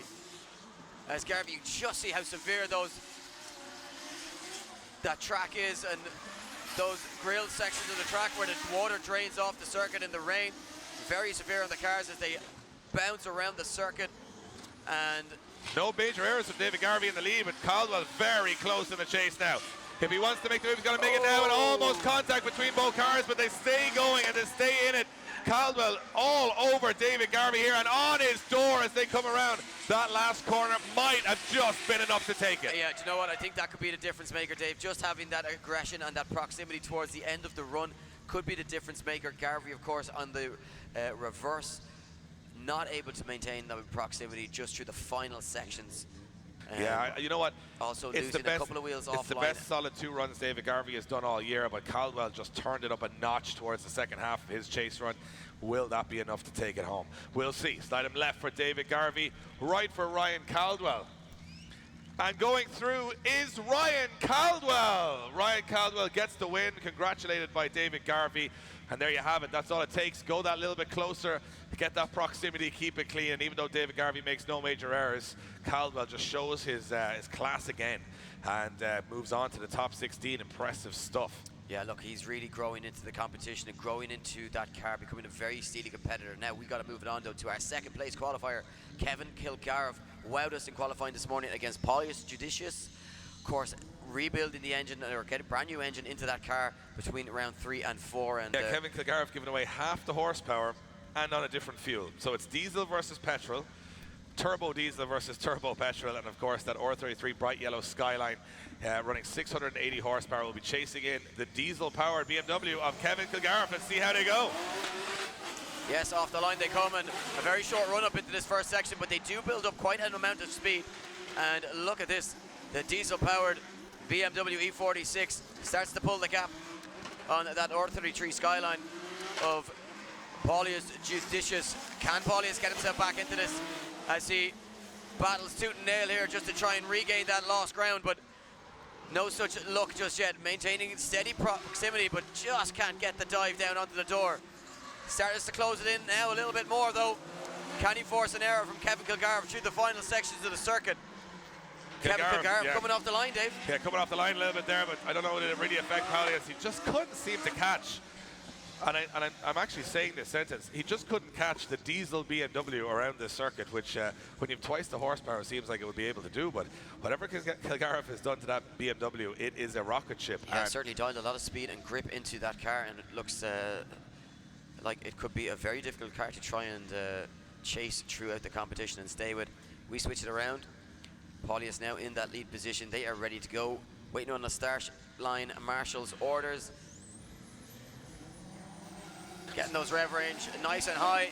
Off the line, through the gears. Paulius and Kevin, here we go. Second half of this battle, a spot in the top 16 up for grabs. Your highest qualifier, second highest qualifier rather, versus 31st position. And Paulius doing a nice job. A little bit wide though as he came through that midsection, but gets it back onto the line. Kevin Kildare doing a nice job in the chase position, maintaining that proximity. Now starts to bring the fight. Oh, but a big straighten from Kevin Kildare. Yeah, he got himself caught on the inside of the track there. Nowhere to go. Had to straighten up a little bit, but he's got the proximity, so will it balance it off over the 2 runs? He's got to make another move here as they come into that last section, and just leaves it so late to transition, but almost over-rotates, stays on the inside of the track, and has to almost avoid Paulius. That's a big error. Yeah, that late transition, you know, meant he had the dial-on angle to stay on track, and it just cost him completely. And as you say, Dave, he throws his hands in the air towards us, Eddie. He probably is aware that he might have messed that one up for himself there towards the end. Kevin Kildare, we'll see which way the judges call it. But from my perspective, yeah, he made a big error towards the end there, all the way from that straight going into the hairpin, right to coming completely offline, almost passing the finish line before the lead driver. So let's see which way the judges go on this one. Yeah, still arguing this one, Dave, and really deliberating it quite intensely here. And yeah, I think I'm overhearing a little bit of saying, you know, Kevin had the better proximity but made the bigger errors. Paulius had no proximity but not as big an error. So what are they going to judge better? So could we be seeing our second one more time of the afternoon? Quick little replay on your screens at home. And you can just see just the line not perfect from Paulius missing. No, he's missing those outer zones, and that's probably what the judges are looking at there, Eddie, is that he is missing a lot of outer zones. Almost just getting a wheel into them instead of actually filling them up with the rear end of the car. And this is where Kevin, look, he stays on the inside line, and all of a sudden he's like, well, I can't really go anywhere here, so I have to wait for him to go into the corner. Then he gets back on it again.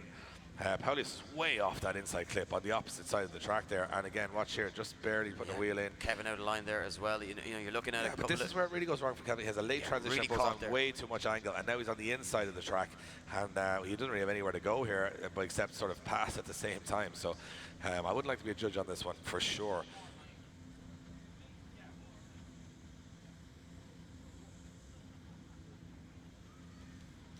So, just overhearing interesting conversations that they're having, Dave.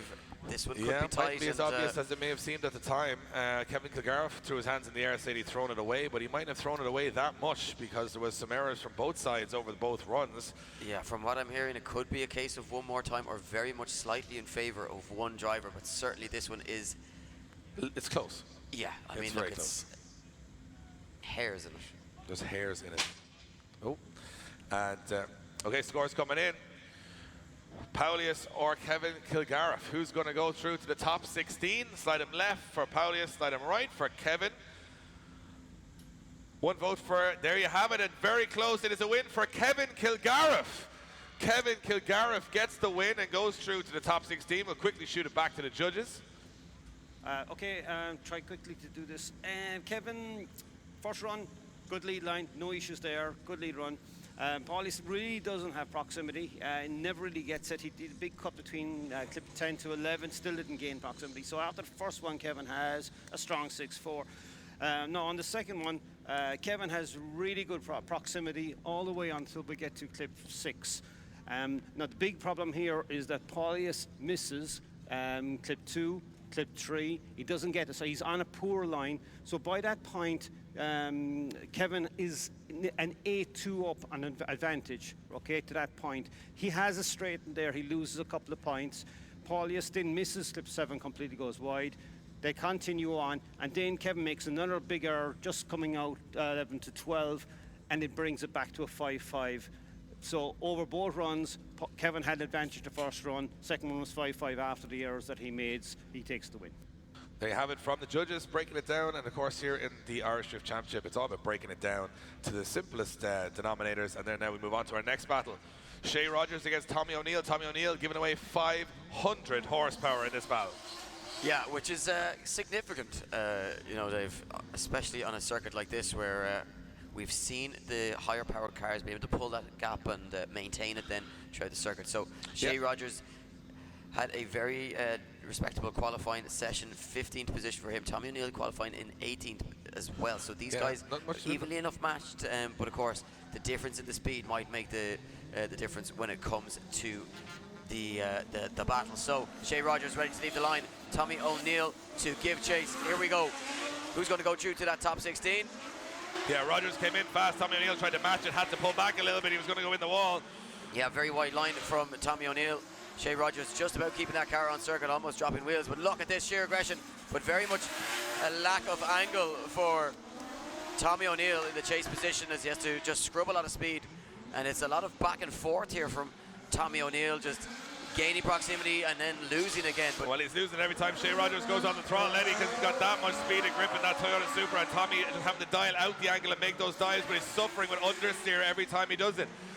So he's a respectable distance behind, but how he got there looked to me like he was understeering quite a bit through some of the corners, and you know what, doing what you would expect someone to try and do, stay with the higher horsepower car, not get left behind, which the judges are suggesting you just try your best to stay as close as you can. So they will reward Tommy for that, but Shea Rogers making no real errors there, Eddie. A great lead run from him. And yeah, look, a really strong performance from Shea Rogers, and you know, we've alluded to the fact that he's such a capable driver, and when that car performs, he can make it sing.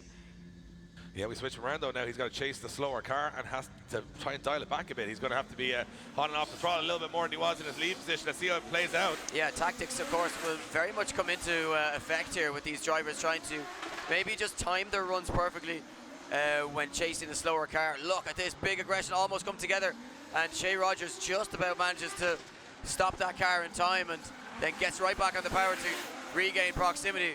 Sheer aggression from Shea Rogers in that Toyota Supra, as Tommy O'Neill just goes a little bit wide but tucks that nose back into that inner section of the circuit. Shea Rogers now starting to drop a couple of wheels over that white line as they get lost in a cloud of smoke. Yeah, Tommy started to put a little bit of a gap towards the end. And you know what? Yeah, I mean, we would have expected Tommy to be you know, trying to fight off Shea the whole entire way around the circuit, but Goes certainly wasn't the case. How important line is, Eddie, that, you know, if you're on the incorrect line, and Shea was diving a little bit there, it just threw him off a little bit, but he did have great proximity throughout the whole run. So I don't know, I mean, it might have been enough to sway it his way, but Tommy fighting his corner there. Tommy O'Neill slide him left, slide him right for Shea Rogers for a spot in the top 16. The winner is Shea Rogers. Shea Rogers gets the win and goes through to our top 16. Quickly back to you in the judging tower. A little bit better proximity from Shea Rogers. Yeah, great chase there by Shea. Good lead by Tommy as well, but it really all comes down to the first run. When Shea was leading, he had a great line, but unfortunately, just to try and maintain proximity, Tommy really sacrificed angle and even had a couple of understeer moments, especially at clipping point 3 and 4. So he had a massive disadvantage from the first run there, and he wasn't able to overturn it from the second run. So Shea takes the win overall. There you have it. Could call that one, Ed. We're getting good at this. Yep. There you have it. Next up, Andy Keys against Kenny Mulligan. Now this is in the balance pretty much. Guys running similar horsepower, sort of similar setups. Andy Keys and Kenny Mulligan with similar experience. So I wouldn't like to call this one. Both guys driving extremely well all day. But one of them's going to go home and one of them's going to the top 16. Who will it be? Marshals give the word that we are ready to send cars. It will be Andy Keys in that white 180SX to lead in Kenny Mulligan in that grey S14. Here we go. Yeah, both drivers putting the power down. Andy Keys, look at the advantage, Dave, that he takes. This is going to be tough now for Kenny Mulligan to try and bring himself back into the battle here, because Andy Keys, the higher qualifier, qualifying in 7th position, well up the order in a very hotly contested qualifying session. But now Mulligan starts to bring the fight, deviates from the line ever so slightly to try and gain that proximity. Andy in the lead position doing a really strong, big straight and shut down. Kenny Mulligan has shut down. Issue with Kenny Mulligan's car there, not exactly sure what's happened, but he is stationary on the track now. And Andy Keys just finishing out the run, knowing the yellow flags have been waved, shutting the car down, making sure everything's okay, and our marshals will inspect Kenny Mulligan's car and see exactly what happened there, but it looked like just a complete shutdown of power. Not sure exactly what happened. Yeah, you can hear him trying to start the car, Eddie, so not sure what has happened there. No, not the way we would have wanted this battle to go. Looking under the front of the car to see maybe if there's any leaks or it's a suspension problem, but it looks like he just had a complete kill of power. Could have been electrical. There's no oil there on the track, so we've seen that it might be an electrical fault or something like that. We're always trying to decipher it from distance, Eddie, and of course with very little mechanical knowledge like we have, we give it a go, but it's difficult. Yeah, we certainly we wouldn't make it as mechanics, Dave. I can say that much. For sure. We'd be able to talk to the mechanics. We'd be able to pay them. We'd be able to commentate on what they're doing, but we just couldn't do it ourselves. So Kenny Mulligan back in the car again. I'm wondering, is the car moving under its own power or exactly what happened there? Yeah, just waiting to hear from our marshals what exactly the issue is. And he will need recovery from the track, so... Okay, so the car had died, but now it's after starting again. It looks as though he'll be able to get back to the start line on his own steam. Yeah, interesting. The car just shut down, and then he said he couldn't start it, and then all of a sudden he got out, and then it started again. So that seems like an intermittent electrical issue to me. Yeah, definitely. Because yeah, that's what I'm diagnosing from 55 feet away. And I'm just going to agree with you. So, is he going to call a 5-minute rule or just go straight back to the start line? Yeah, it looks like he's putting his harness back on there from where I'm not sure. Maybe he's just, he's putting his harness back on. Yeah, putting his harness back on. So it looks like he is getting himself ready to go, ready to compete It will be at a 10-0 deficit going into the second half of the battle, though. So, Yeah. look, we've seen in the past they can be overturned, but Absolutely, but Andy Keys now know, well, I've got a 10-0 advantage. All I have to do is just make a pass to the circle and go through, but sometimes that's easier said than done. yeah, and it can kind of play in your mind a little bit, and you can focus maybe a little bit too much on And the he fact that actually all you have to do cannot- is get around the circle. Yeah, and the judges have said that they cannot leave that massive a gap to Kenny Mulligan, or it would be an inactive chase and revert back to another 10-0. So, Especially on a track that crosses over on itself as Yes, well, so exactly. very important on that. so Andy Keys is going to have to stay with him here. So here we go, what is going to happen? They leave the line. Kenny Mulligan on that 10-0 disadvantage, throws it in. Andy Keys staying nicely poised in position behind him, but now starts to bring the fight a little bit. And you know what, sometimes, Dave, it's easier to go full attack than to go 70%. It is, and it looks like Kenny Mulligan was a little tentative on entry, not sure if the car was actually going to have power to get through that corner, so it just pushed him offline a little bit, but right now looking okay. As they come through the horseshoe section, that hairpin, Keys doing a great job here, just staying in the fight, but not making any big errors or taking any big risks. Yeah, look, a very sensible drive here from Andy Keys. Knows exactly what he needs to do. Just get yourself around the circuit, son, and you are going into the top 16, and he does just that. Yeah, I think that'll be one of the easier calls for our judges today, with a 10-0 disadvantage to Kenny Mulligan. I don't think he's done anything to overturn it. Great run there. It shows the car is working, but it looks like it'll be a formality. And the win and going through to our top 16 will be Andy Keys. Andy Keys gets the win and goes through to the top 16. Kenny Mulligan, unfortunate for him, that shutdown of power was enough to cost him the battle, and he'll have a little rethink ahead of round 5 of the Pro-Am Championship on September 2nd in Watergrass Hill. Moving along to our next battle, and it is the man that wowed us in qualifying right from the off, one of the first drivers out there, Danny Waldron in the Delta with 86. Yeah, getting himself inside that top 10, Dave, and he's coming up against an informed Damien Wilkinson. This one, I think, is going to be Explosions. Team Quinn coming up against Team Deltwood, and look, Danny Waldron, hard to look past him here. It is. He looks good in the lead position, and that's where he'll start, and it's a great place to be. Wilkinson's going to have to be on him from the off here. Yeah, can he maintain the gap? Oh, look at the has Danny Waldron having mechanical issues? Oh, that's been the story of his season so far. That Danny Waldron, I'm not sure, hit no power there. Something just didn't work. Well, the car literally shut down. I'm not sure what happened there as Wilkinson shuts it down. And Danny Waldron, I'm not sure, did he break something in the car, or it looked like he had a lack of power, but he just came off the line. It just had nothing. It had enough to run up to the first corner, but then all of a sudden he pulled the handbrake. It just didn't work. Yeah, this is so unfortunate for Danny Waldron this season, and that's been... So he's lost third gear. Yeah. He's lost third gear, went into third gear into the corner, and this is exactly what happened to him in Mondello at the last round. Would you believe that? RB25 box in that car, and he broke third gear in Mondello, and he put a new gearbox in, and he's broken third gear again. So he'll have the option of either running it in second or fourth, which is not ideal. No, here. certainly not, and... But it will be a 10-0 disadvantage, so does he want to take the risk on it? So I'm not sure exactly what his decision making is going to be here. He reports to the marshals. Looks to me as if he's turning around, Dave, and coming back to the start line. Yeah, well, they're not going to put a gearbox in 5 minutes. The boys dealt with are good, but they're not that good. So he's going to try and get the car into third gear, starting it in third, and then see if he can leave it in third, which will obviously mean he'll be much slower in the chase position, but he might get a run on the board. And of course, a lot of people say, why would you bother? You're 10-0 down, why would you bother? But anything can happen. Wilkins puts 4 wheels off here. And you it's know one what, more with time. the amount of time and effort and money that goes into these builds, No.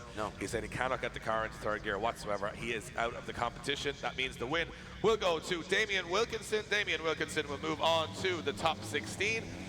And Danny Waldron will bow out at that stage of the competition. And Wilkinson goes up against, one of the highest qualifiers there. And just like Tomas Falvi earlier on, shows that qualifying means very little when it comes to the battles. And it is going to be Wilkinson moving on to our top 16. Now, up next, Lee Scott against Robin Neeson. Interesting one. One guy who's sitting right up there in the second position of the championship, Lee Scott, but he's not in his own car. He goes up against Robin Neeson, who was struggling a little bit in qualifying, Eddie, but is in his own car. So there's a little game of chess going on behind the scenes here, and Scott has to put points on the board here. Caldwell's already through to the top 16. He's ahead of him in the championship by 1 point, if I'm not mistaken. And now Lee Scott has to do it in a borrowed car. It's not, it's not a poor car by any means. It's one of the better cars on the graded Kevin Quinn. He certainly doesn't look stressed out. There he is, thumbs up, So this car, wide-eyed and bushy-tailed. so this car has done all-day practice yesterday with Kevin Quinn. It's done practice this morning or no practice this morning. Lee Scott's done qualifying. Kevin Quinn just did an hour of practice in it, and now it's back out again, showing the workmanship behind these Quinn M Sport cars. Can it stay going? But Robin Easton's going to be chasing in that big JZX. Yeah, here we go. These guys will know each other quite well as they leave the line, and you can just see the difference in speed already through the circuit. And you'd swear Lee Scott was driving this car all his life, because he just looks right at home in the Quinn Motorsport S13. And right now, Robin Neeson just doesn't have an answer for the pace of Lee Scott. Look at this, clouds of smoke just drowning the circuit here in Punchestown. And I gotta feel bad for Robin Neeson right now, because he can't see what is going on in front of him. He is just blind. Yeah, they almost both blinded each other with that much smoke created, that much horsepower on track. And Lee Scott, you can see how he just adapts. That's a natural driving ability there, adapting to any car he gets into. It's not the most unusual chassis, but for Lee Scott it is, because he's coming from that BMW chassis to a Nissan chassis. I wonder, will Lee Scott start thinking about a 180SX shell at the end of this event? I'll tell you what, you know what? A Joe Doyle built 180SX with a with a 2J. And you know, he already has an RB25, so you know, you never know. But he's a BMW guy through and through. But I think he's enjoying his spin in Kevin Quinn's car. Although you got to be told back a little bit when it's someone else, especially when they're competing tomorrow. He's now in the chase position, and he's against Robin Neeson in a car that'll do damage to you because it's that big. I wonder what his approach is going to be here. Put on the door. I would imagine so. I'd imagine Kevin Quinn wouldn't want anything else from the young gun either. Here we go. Neeson leads in Scott, and look at this. Look at this from Lee Scott. Scott's all over him as he applies the pressure. Neeson goes off track. Oh, 4 wheels off track from Robin Neeson. Crumbles under the pressure from Lee Scott. And I tell you what, right now, Robin Neeson is feeling Scott, because Lee Scott all over him. Incredible transitions through the smoke. And more wheels off the circuit for Robin Neeson. Credit to him for staying in it, but just goes to show, Dave, the pressure of coming up against this young gun.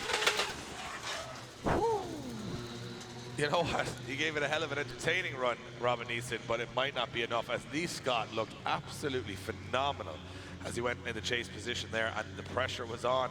But will it be enough? Slide him right for Scott, left for Neeson, who's going to the top 16. And your winner is Lee Scott. Lee Scott gets the win, and he's driving around in circles in the middle of the track. Give him a wave if you're in the grandstand. And he is going through in a borrowed car into our top 16, and Caldwell and Scott both into the top 16. That's the interesting story right now. Neeson will bow out at that stage, and I don't think we even really need to go to the judges to say that. Obviously, Robin Neeson putting all those wheels off track, and Scott looking good on both runs. That's enough to get the job done. Yeah, pretty clear cut there, Dave, and we move it along to our next battle. 3 battles remain in the top 32. Lee McFadden, John O'Hare next up on your screens if you're watching at home. Of course, if you're here in attendance, you can see them on the start line. These two guys, you know what, Dave, is a hard one to call. I think, you know, both qualifying in mid-pack, and John O'Hare, he can really produce it when he's on his day, and Lee McFadden, one of the rising stars in the sport. But both guys, big fans of bright colours. Yes. I mean, if that gives you a clue as to who's going to go through, I'm not so sure. Here we go. McFadden to lead in John O'Hare, and doing a nice job getting nice and deep, but he can't shake the Westlake Tyre driver as John O'Hare is hunting down Lee McFadden's door. Can he make the big dive now? No, he can't. He's starting to lose some ground here. McFadden takes it to the wall. Can they stay nice and tight? They certainly can. A little bit of a dogfight out there now. Another opportunity for a dive here from Jono. Maintains steady proximity. Needs to just get himself right into this one. One last ditch effort to try and get on the door, and stays with him over the line and says, you know what, Lee McFadden, now it's your turn. That was a great chase run from John O'Hara, but I couldn't help thinking, if we were to put Damien Short out with these two guys, we could have a 3-car Irish flag going around the track. That'd be pretty cool to see. That's what you were thinking. That's what I was thinking. I was thinking, you know, for a demo now, if you had those two guys, and even Alan Farrell there would have done fine. So, I mean, I'm very impressed with John O'Hare there. Held his cool, didn't make mistakes, didn't dive, didn't get himself caught anywhere. He's put a huge advantage on the board here. McFadden's got to step up to the plate. Yeah, it's McFadden's turn to shine now. What can he do? He's got to match it or better it. John O'Hare just got to nail that qualifying line. All good so far as McFadden tucks in, wheel to wheel, door to door. As they, a little bit of a waver there through that bumpy section of the circuit. Oh, what about that for a dive onto the door from Lee McFadden? McFadden's Challenge on it here. accepted. McFadden is on it here. He smells blood from John O'Hare. Not as much angle in the chase position, but he's pushing John O'Hare out of the corner. Watch this as he appears through the smoke once again. John O'Hare laid down the marker, and Lee McFadden is more than capable of rising to the occasion. Again, a little bit shallow through the final section. Punchestown raised the roof. Lee McFadden, John O'Hare, insane. Great battle from both of these guys. Incredible stuff from both of them. And John O'Hare, incredible in the chase position. McFadden, closer, but making mistakes. Some errors, some understeers. And of course, he's up against, I would imagine, a much faster car. So he had to make those sacrifices, but stayed in the fight. I'll be interested to see which way the judges go here. Scores are in. Slide him left for John O'Hare, right for Lee McFadden. Who's going to the top 16? The winner is John O'Hare. John O'Hare gets the win and goes through to the top 16. Lee McFadden bows out. Quickly back to the judges. Yeah, Dave, just unfortunately for Lee, he sacrificed an awful lot of line between 1 and 2 to gather some proximity. While he did stay with Jono, he was making an awful lot of mistakes in behind him in the chase position there, like the whole way around. So it was a 5-5 in the first run and a 6-4 to Jono in the second run. There you go. Very tight battle. Next up on the line, Jordan Boyce and Alan Farrell. One, an SR20 2.2 with nitrous. The other, a Ford Scorpio engine Sierra. That's how random it gets here in the Irish Drift Championship, but they're going head to head. And one more than half the age of the other. Yeah. Can you guess which way? You can. Jordan Boyce in the Sierra will be the higher qualifier. He will lead him out. Alan Farrell will chase him in. Here we go. What can the Power Max engineering driver do in the lead position, or what can the veteran Alan Farrell do? Look at this, Farrell. wheel to wheel as they come around that long pull into this tight, tricky midsection of the circuit. Farrell right there with, and all over Jordan Boyce as they fire through the circuit. Boyce nailing that line, takes it to the wall. Farrell right there with him now. What can they do in the midsection? The tight inner line and throwing it down. Oh, but Alan Farrell makes a big error and puts wheels off track, and he's right out of position, Dave. Yeah, he just transitioned into smoke there. Wasn't too sure where he was on track, but he's right there again. This is a very aggressive Alan Farrell. We haven't seen this side of Alan Farrell in quite some time, and that was impressive stuff. Welcome back to the IDC Pro-Am class. Alan Farrell putting on a show, the closest we've seen anybody through clipping zone 2 to 3, but just one little over rotation sort of in the middle cost him a little bit of line. But you know what he said?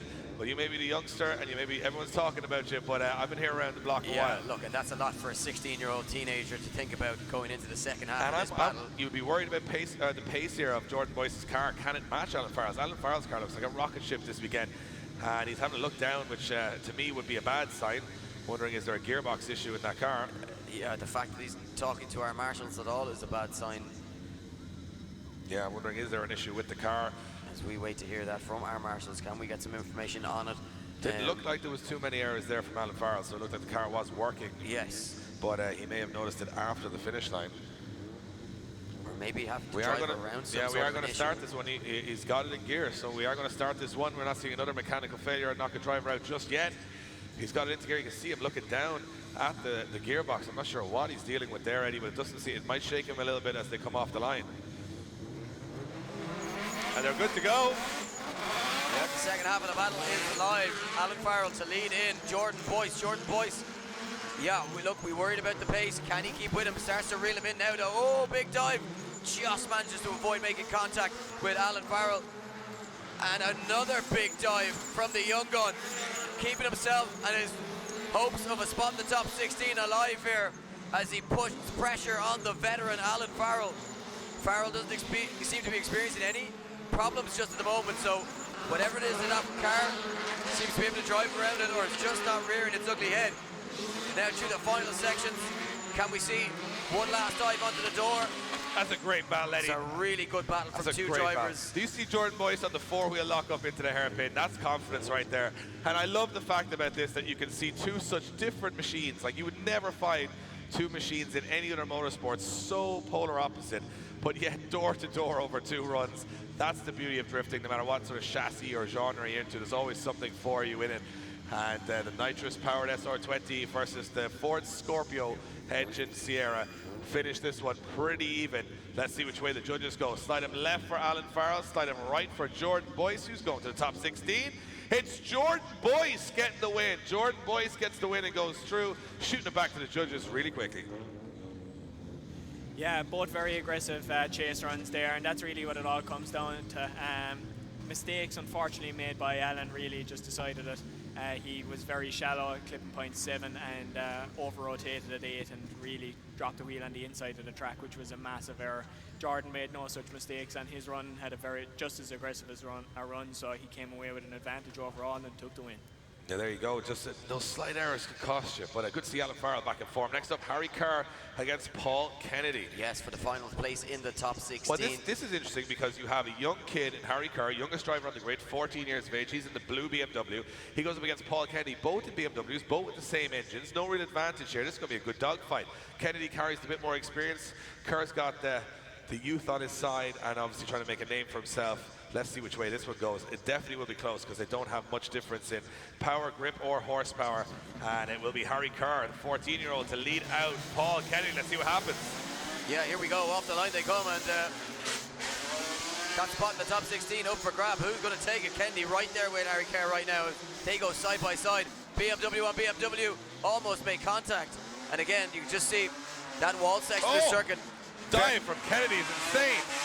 Transitions to the middle of the circuit and almost makes contact with Kerr, but they're both still in it, Ed. This is what it's all about, a dogfight to the finish. Yeah, look, I mean, this is just phenomenal stuff from both drivers. An epic lead line here from Harry Kerr, giving something for Paul Kennedy to chase, but Kennedy coming out a little bit out of shape there. Maybe the only mistake that he's really made over the course of the run, but he's right back on the door as they cross the line. Wow, it's really starting to heat up here. They almost make contact over the finish line. Paul Kennedy has to pull the parachute and stop that car very quickly from, but you know what? Great to see that equalization here. You know, a lot of people say, does the car or the horsepower or the budget make a big difference? Nice to see two guys come up against each other with similar machinery, and you know that it's down to the driver. There's nothing else there. There's no excuses, and I think both of those guys did a phenomenal job there. Kennedy incredible through the first section. Kerr has to be close here. There's no other way. I'm going to say I'm very excited for the second half of this because it was a real dogfight. You can tell there's very little in terms of an advantage, mechanical advantage to either driver. So here we go, second half. What can Kerr do? Can he maintain that aggression? Right now, Paul Kennedy looks like he's pulling a bit of a gap here, Dave. At this point, big angle from Kennedy when he holds it. Yeah, look, he's really getting to grips with. Look at this. Shows on more angle so fast through the circuit. Not giving Harry Kerr an opportunity to get to the door, but Harry Kerr doing everything he can. Now he makes the big dive. Can he get onto the door? Just doesn't match the angle, but shows that aggression, appears through the smoke as Kennedy nails the outer zone.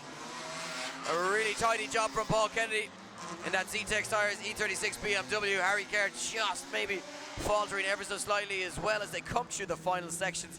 For me, Dave, there's very little in it, but I think over the 2 runs, Paul Kennedy may have just done enough. He was throwing on some gangster angle there for sure at certain sections, but managed to hold it. That's the thing. I thought he was over-rotating, but he was just throwing out some style points, saying, hey, I'm going to do it with style, and I'm going to get there on the lead run. And both guys let the cars cool down a little bit, head back up to the start line for their results. Yeah, who's going to get the win, Kennedy or Harry Kerr? And the winner is Paul Kennedy. Paul Kennedy gets the win and goes through. Fantastic stuff from him. A little bit cleaner over the 2 runs, guys. Yeah, Paul's chase run was extremely aggressive. Harry just didn't have the proximity that Paul had coming through the first corner. Unfortunately, he was running a lot more shallow angle to try and maintain that proximity as well. So Paul was just a little bit more solid throughout the 2 runs. Yeah, I think we were kind of seeing that ourselves. Eddie just had that little bit more finesse through it. Next up, Dara Spencer, Graham Holden. Well, here's an interesting one. Graham Holden is in a borrowed car. He's fighting in 4th place in the championship. He's got 500 horsepower. He goes to get Dara Spencer in the BMW, who's only 180 horsepower. So, but he's leading because he's the higher qualifier. So it doesn't make qualification means nothing. Holden qualified 32nd position. He's already taken down our highest qualifier, Dave. Yeah. Don't let that no. put you off. You can see Spencer shaking his head there. He's ready to go. Look, Graham Holden getting left on the line a lot. Yeah. Graham Holden. Shoes. It seems to me the lower horsepower cars that he getting a much better launch off that line and not spinning wheels. Yeah, able to put that grip down straight away and just get that advantage. Of course, it was against Keith Bart O'Shea that Dara Spencer. Holden has issues. Holden has issues. Holden has issues. Yeah, And looking I down think, to the gearbox there, Dave. yeah, I think that may have been a story from the start line too. Maybe he tried to take off in first, then had to go off in second. Yeah. Yeah, that could have been the issue there, and that could tell the story of this battle as he looks down. And he actually, made that crossed sign with his hands to the tower here as he went in front of us. So maybe he is retiring from the competition. Of course, it is a borrowed car, remember? Yeah, and he has the Oh, he said the car just cut out. So it's it just cut out randomly on him in the run. That's what it was. And so that's what that means cut out. it means cut out. So now when they do that, it means cut out. We've got that down. So we're going to have hand signals. But it now. also means I'm out. I'm out. And it also means no. Yeah. So, you got to decipher that. But yeah, he's back in the battle again. The car's still running. So That's sign language, man. yeah, it's going to be risky here though. If the car's cutting out randomly, I don't want it to, you don't want it to happen and on the first especially corner. in a borrowed car where you might not have any control of it. So they leave the line. Graham Holden to lead in Dara Spencer. Dara Spencer with that advantage now going into the second half of this battle. This is where the pace means nothing. All he has to do is concentrate on getting that car around the circuit. He can ignore what Graham Holden is doing in the lead position. But he can't get left too far behind here, Eddie. Cannot let Graham Holden take a massive lead here, or else he's going to bring it back to it one more time. Right now, I think he's okay, but I think he needs to try and just maintain this gap any further. I think at the moment you could be looking at an 8-2. Yeah, 9-1. even a 9-1 at the moment, I would say 9-1. Like, I mean, he didn't really bring much of a fight there, but Holden. And when you look at it, Holden's finished the circuit quite a lot quicker as well. Yeah, it's to be honest with you I here, think this Eddie, one could be very close. Could it be the first time we've ever seen a non-contested run? it's close. I'm not sure if it's enough. Let's see what happens. Judges, though, calling it out. Graham Holden slide left, right for Dara Spencer. The winner is Dara Spencer gets the win. 180 horsepower, takes down 500. And that's how the Pro-Am competition goes here in IDC. And you can see smiles all around and thumbs up from Dara Spencer. Delighted with that. The first driver, Dave, moving into the Grade 8. And one more win would see him into the Final Four and into tomorrow's Pro Action as well. Absolutely. So next up, Shane Mack and Nigel Moody. Two guys been around the scene for quite some time. Had podiums in the past each way. But they go up against each other right now in the top 16. Who will take it home? Both similar, sort of reliable, not crazy horsepower cars. But I think Nigel Moody's going to take the advantage here just because of the fact that he has that battle already under his belt here on the circuit. Shane Mackin, of course, going straight through after Shane Reedy retired from the competition with gearbox problems. Great point, Ed. Thanks, Dave. Yeah. Great point. Had that one written out. Very good. Here we go. So here we are off the line. Shane Mackin pulling a little bit of a gap here. Looks like he has a bit of pace in this car here this weekend. 2 red S13s, if that's your thing. Well, keep your eyes firmly on the screens. Here we go. And Nigel Moody looks to bring himself back into this, but Shane Mackin drops a couple of wheels off the circuit. Yeah, 2 wheels off the circuit. Mackin is on a wide line. Moody's on the inside line. A little bit messy there for both. They start tidying up as they come. Oh, and Mackin's way off line here. Yeah, an overtake. And that is an overtake, but is it a legal overtake for Nigel Moody? Yeah, it looks to me to be a legal overtake. I would say it could be a legal overtake. Mackin left the door open and went way off the qualifying line. And if the judges deem that to be a legal overtake, that would in fact be a 10-0 advantage to Nigel Moody. Yeah, and that's the little bit of experience that happens, Eddie, when you've been in the game a couple of years. You see that guy go, you go, right, if I can get this cleanly through on the qualifying line, which it looked to me that he did, then that would be a 10-0 to Nigel Moody and Shane Mackin. And I think our judges are sort of nodding along in that way. To me, it looked legal. It will stand. And Kieran Hines, like a judge, slammed down and said, it'll pass. It's legal. So Nigel Moody takes a 10-0 advantage. Haven't seen an overtake in a while, Ed. No, in a very long time, in fact. And you know what? And a legal one, too. Maybe we could see a couple of them here this weekend. I'm just thinking if you go wide there, that can happen. So although with the way you drive, I'd imagine you see a lot of people overtaking you. Oh, yeah, indicating that I'm slow. I get that. That's good. Right, I'll work on something. Let's go. Second half of the battle. Nigel Moody in the lead position. Shane Mackin in the chase. Mackin's going to have to hope Moody messes it up, and Moody looks great on that outside line. Yeah, Mackin just doesn't look like he has an answer here, but the speed of Moody just visually just looks so fast through the circuit. And Shane Mackin just fighting the steering wheel there, just doesn't have an answer. I mean, he's on a pretty good line himself, but the pace of Nigel Moody seems to be what's shining here. And Nigel Moody... he went on big lock to lock there. I was thinking. Almost lost it, Dave, but just doing enough to just keep that car. Gets it back on power, gets it back on line, gets it over the line safely. And for me, that's Nigel Moody going through to the grade 8. And you know what, Dave? Not a bad run for Nigel Moody. You know what, I think for a man even who didn't look overly comfortable, qualified quite low, and he's just growing into the competition. And what have we said? A hard man to beat in battle action. Yeah, and his official going through is Nigel Moody. Nigel Moody gets the win and goes through. And I was just about to say that even if there wasn't an overtake, I think Moody would have taken it over the 2 runs either way. So impressive stuff from him. He moves it along, and we go on to our next battle. Remember, all of these drivers have now a battle under their belt. They're in the zone. Look at this, though, Dave, for a mouth-watering battle. Neil Dunn, Ryan Morton. This is going to be fireworks. Do not take your eyes off the circuit here. 2 guys at the top of their game. 2 guys really enjoying their drifting right now. Neil Dunn, podium this year. What would it mean, though, for Ryan Morton to take home some silverware here this year? He has had nothing but car trouble, but it is working this weekend. He is working behind the wheel. Ooh, look, I'm excited, and it's only top 16. Yeah, both guys will have had a long chat behind the scenes around the corner there about this one, and they're both good friends behind the scene, but the helmets go on, all the friendship goes out the window. It's terrible to think that one of these drivers is going home pretty much at this stage of competition. One of them's going home after this battle. Neil Dunn leads them in, nice and fast, but look at this, Ryan Morton now starts to hunt him down. Look at the dive, aggression onto the door as they come through now the tight technical midsection transition. Oh! Morton bumper making to bumper. Oh! And straight from Ryan Morton as he gives it absolutely everything. And a big straight line there to try and gain some proximity back, Dave. It looks like Morton had a gear change issue there. Yeah, starting to fall apart from here. Can he do something to try and force an error? A couple of wheels off circuit now. And it looks as though Neil Dunn will not be taken down at this point, will not be succumbing to the pressure of Morton. You know what? From watching that, Morton made all the right moves up until the transition in the middle of the circuit. He made a great transition, but then he looked like he was too busy with the transition that he didn't get the gear change right up to 3rd for the long pole, and then he was kind of stalling for a bit. Then he was playing catch up. He had a lot going on in that chase position, you know, and there was, as you say, there's a lot of work in getting the car around this circuit. Never mind having to negotiate the car in front of you as well. And I don't think things is over by any stretch of the imagination. Absolutely not. Both these drivers will be feeling the aggression or the adrenaline flowing through their veins. Here we go, second half. Morton to lead in. Neil Dunn. Neil Dunn now. Can he apply the pressure? Can he get in the door? He certainly can. Side by side as they slow it down, switch it back, and come through that midsection. Foot to floor as Neil Dunn. Oh, Neil Dunn drops a couple of wheels off circuit. Yeah. Could this bring it back? Is Ryan Morton right back in this one with a couple of wheels off from Neil Dunn?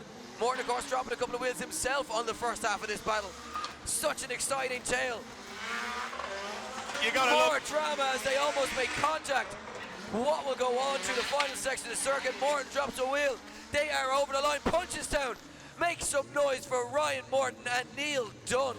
You've got to love the Pro-Am class simply because you just never know. I'm sitting there going, Neil Dunn has this, he's flying. Next thing, mistake in the middle of the run.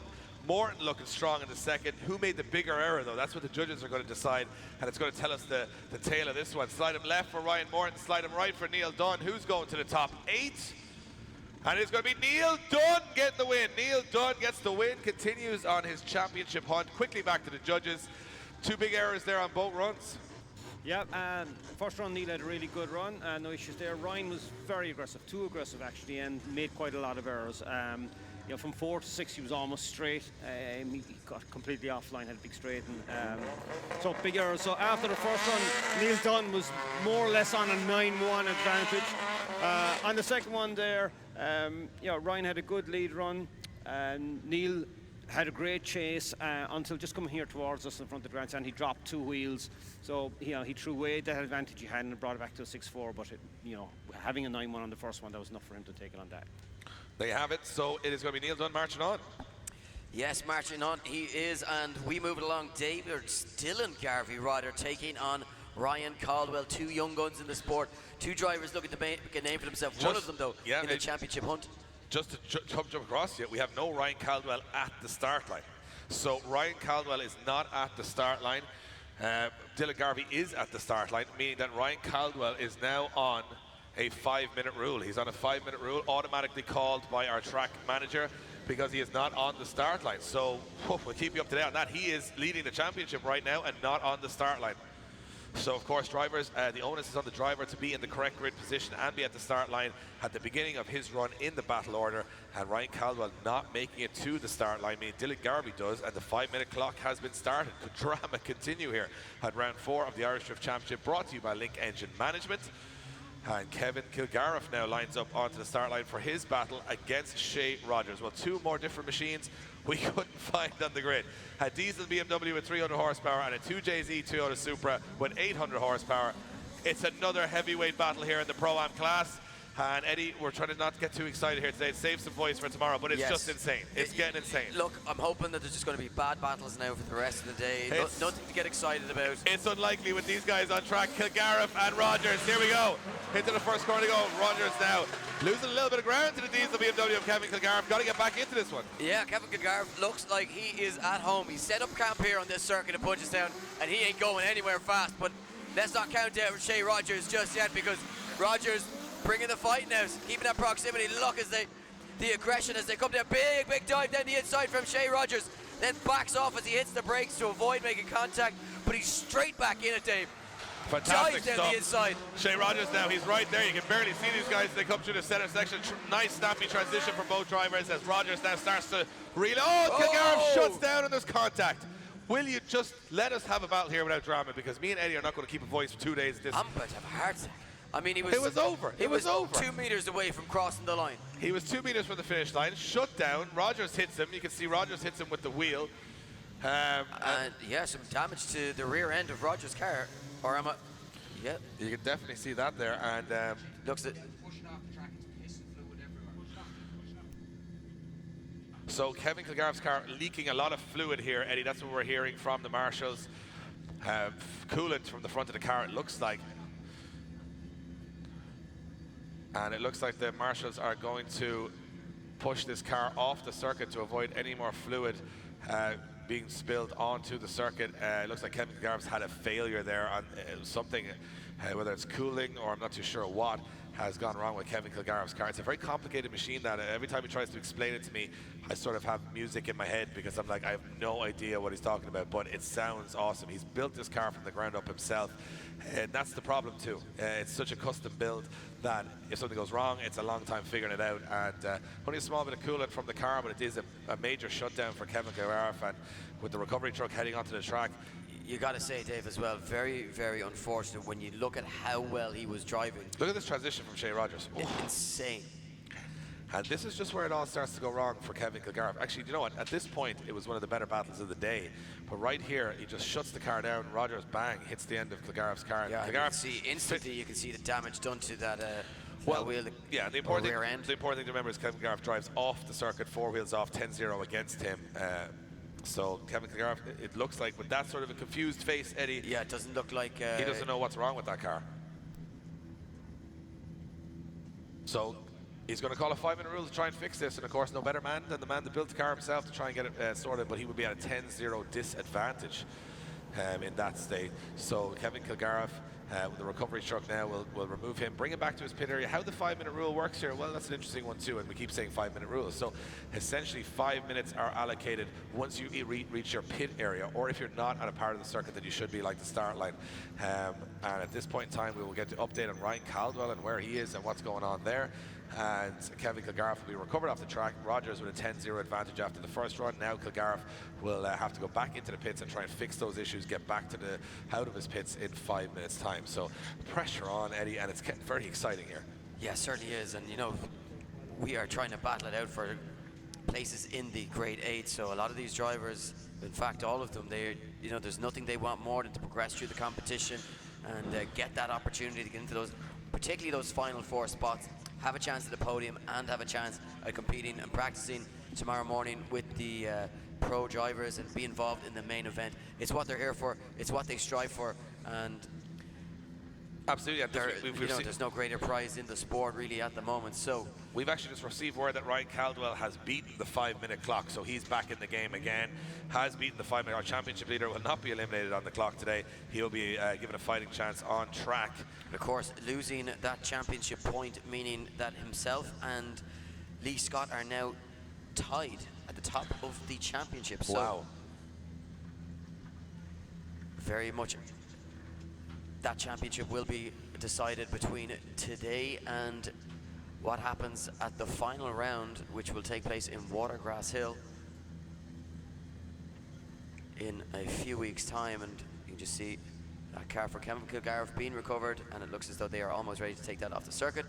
Our marshals will just make sure that there's no fluid left on the track and do a little bit of a clear up on that, and we will be back ready to go. We will return to the battle between Dylan Garvey and Ryan Caldwell.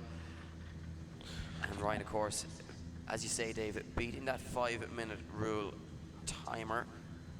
Yeah. So not going to be facing a 10-0 disadvantage. No, but isn't it interesting to note now that the two championship contenders, after 4 rounds and all those variables that can happen, they're both tied at this point in the competition for the championship and the Pro-Am championship, and they're both still in the competition. And even more interesting to note, they're both on either side of the bracket, so they cannot meet until the final anyway.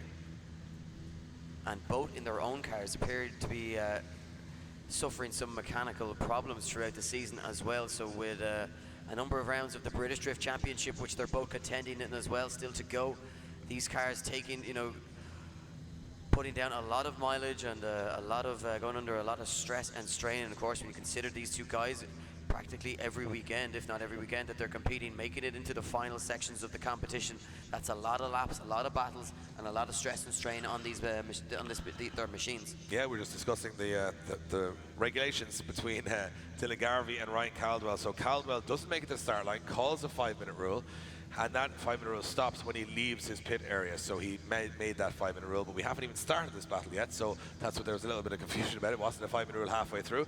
So Garvey will be in the lead position. He's the higher qualifier. He's the young gun going up against another young gun in Ryan Caldwell, who's shooting for the championship.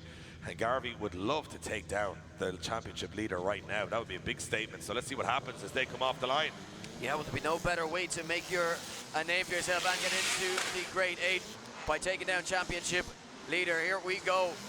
Garvey looking confident out there, looking fast, but here comes the dive and here comes the aggression of Ryan Caldwell. Still unsure as to what the problem with that car is. We'll bonnet off. And Caldwell now starts to bring the fight. Look at this, Dave, door to door. Big dive down the inside as he looks to move into the pocket. And Ryan Caldwell starting to bring the fight here. What can Garvey do? Can he bounce back? Can he fight back? Starting to deviate off the line just ever so slightly. Ever so slightly, but still a very solid lead run from Dylan Garvey here, giving Ryan Caldwell plenty to work with. Two of the rising stars of the Irish Drift Championship. And from my perspective, two guys that are going to make a huge name for themselves in years to come. This battle will be long forgotten at that stage, but these guys, I think, are battling it out at the top of the higher class. But right now, Caldwell doing everything he needs to do to give the judges an advantage his way. Garvey will go into this with less horsepower and has to chase even closer. That is a difficult task. Yeah, difficult task, and of course, I suppose when you take into account just ever so slightly off, so a couple of those clips, if Caldwell can nail that qualifying line, which you know he can do, could that be the difference maker? Here we go. They are off the line. Power down. Oh, Garvey couldn't get the grip off the line, Dave. Spinning those wheels, and now he's at a massive deficit to try and claw back here as Caldwell shoots off into the distance. Dylan Garvey comes very shallow as he tries to gain back this proximity. Doing a good job now. He needs to stay with Caldwell here because the judges are going to recognize the fact that he gained that proximity by cutting the circuit.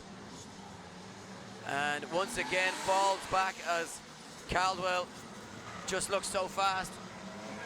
Nails that outer line. You know what? I think that's all she wrote for Dylan Garvey here. You know what? From the start, there wasn't much he could do. He's up against the faster car. He didn't have the run off the start line that he wanted, and I think, as you said, Eddie, it was all she wrote. I mean, he was never going to catch a faster car with a deficit like that, and that might be a more comfortable win for Ryan Caldwell than he thought possible. And that's the way we're calling it. But let's see which way the judges call it. Slide him left for Caldwell, right for Garvey. Who's going through to the top 8? It will be Ryan Caldwell. Ryan Caldwell gets the win and goes through to the top 8.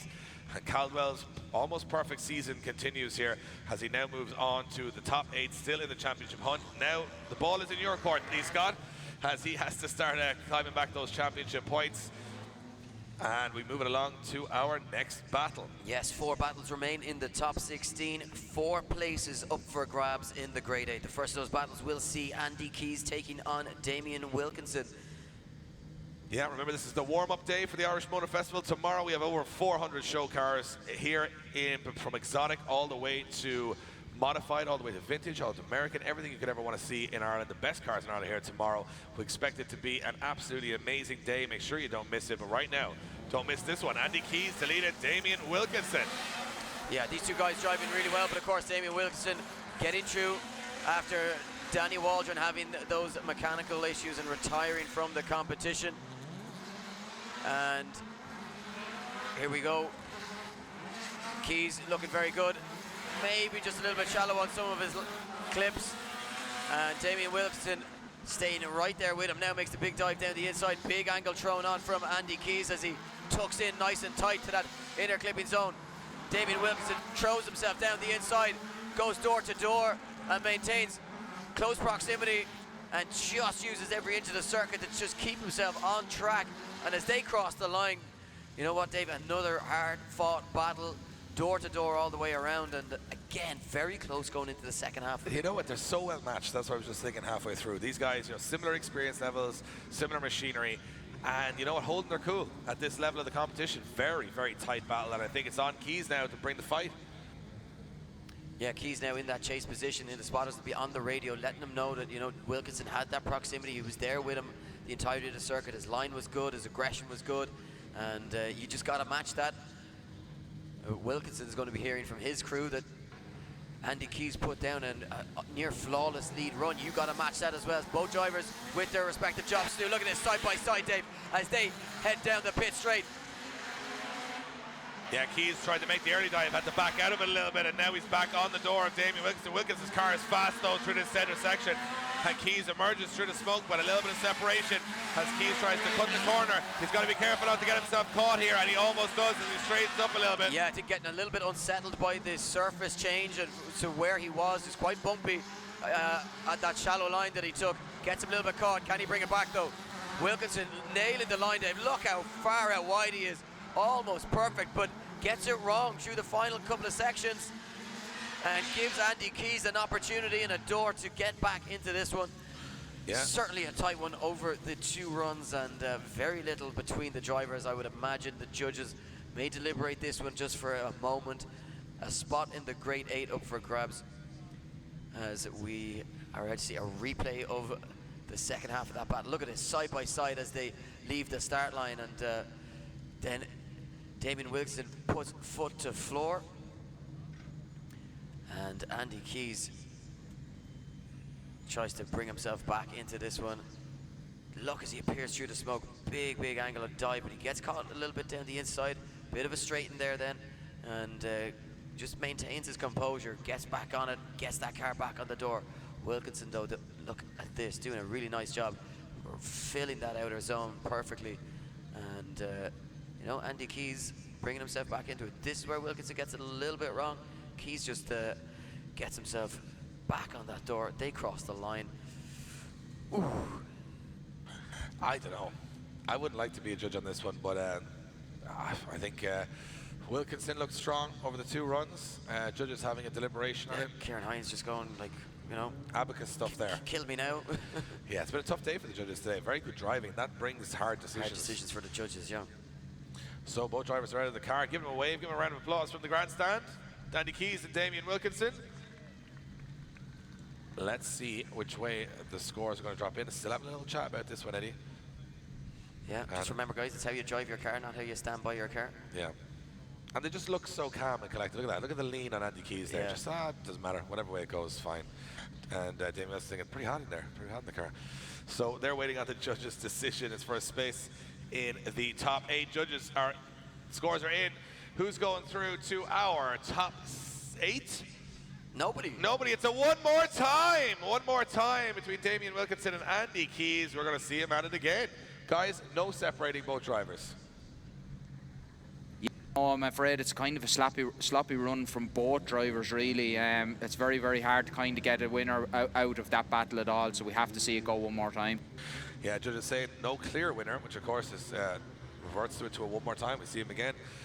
There those guys will go and get some tyres on their cars, a bit of fuel, and be back out again, and we'll move it along to our next battle. And a very important battle in terms of the championship. Lee Scott in that borrowed car taking on John O'Hare. But John O'Hare will have the pace for him here, Eddie. They have certainly will. He's looked very quick throughout the circuit and looking very confident, taking down Lee McFadden as well. Well, you got to say that Scott has to take this one to keep in the hunt with Caldwell. Caldwell's already through, so John O'Hare's in his way, and John O'Hare would love to take down the man who's very hard to beat this year, Lee Scott.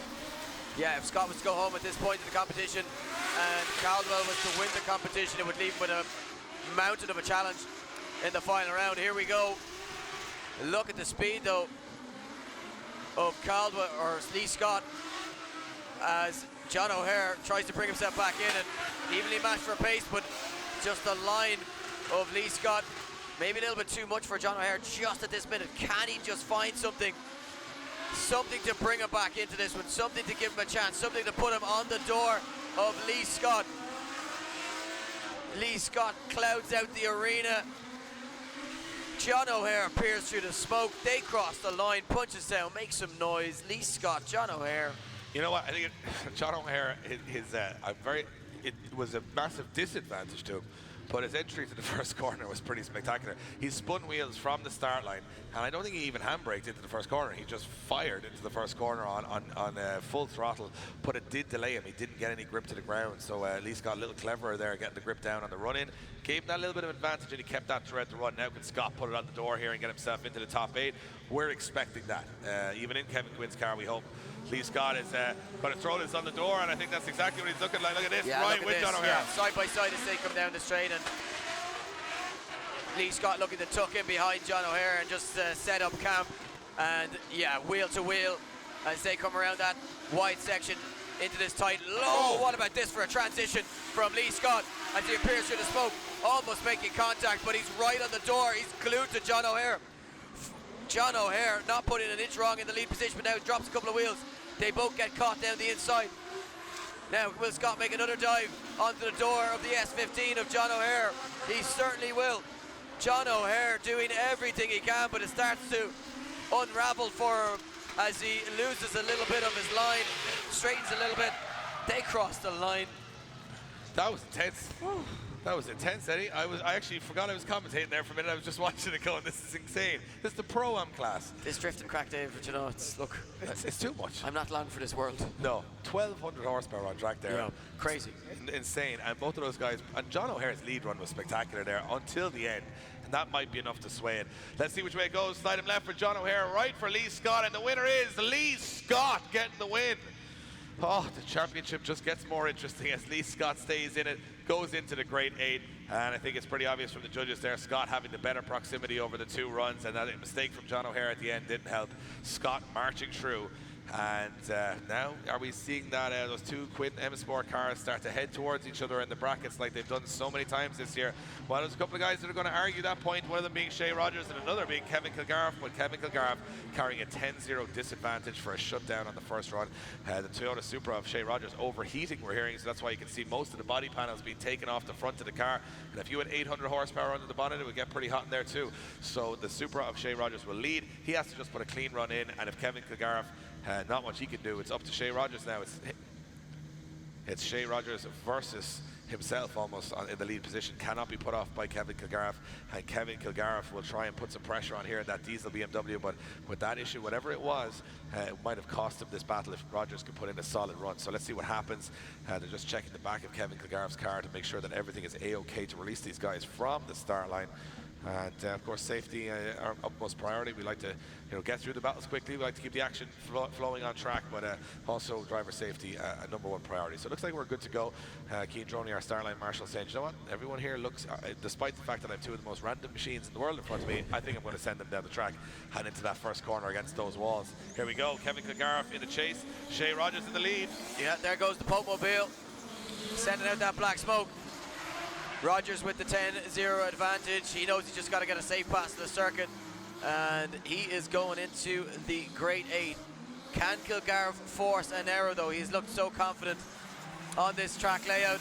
Be a shame to see him going out due to mechanical failure, But right now, he doesn't have an answer for the speed of Shea Rogers, who deviates from the line a little bit. Yeah. But I'm not so sure that really matters that much at this point, Dave. No, I mean, concentration levels might be a little lower with Shea Rogers. He just wants to get around the track, but he had a pretty poor line there up to the hairpin section, so he'd want to tidy that up. Oh, and again, a shutdown from Kevin Kildare. That's all she wrote there. Kildare shuts it down again.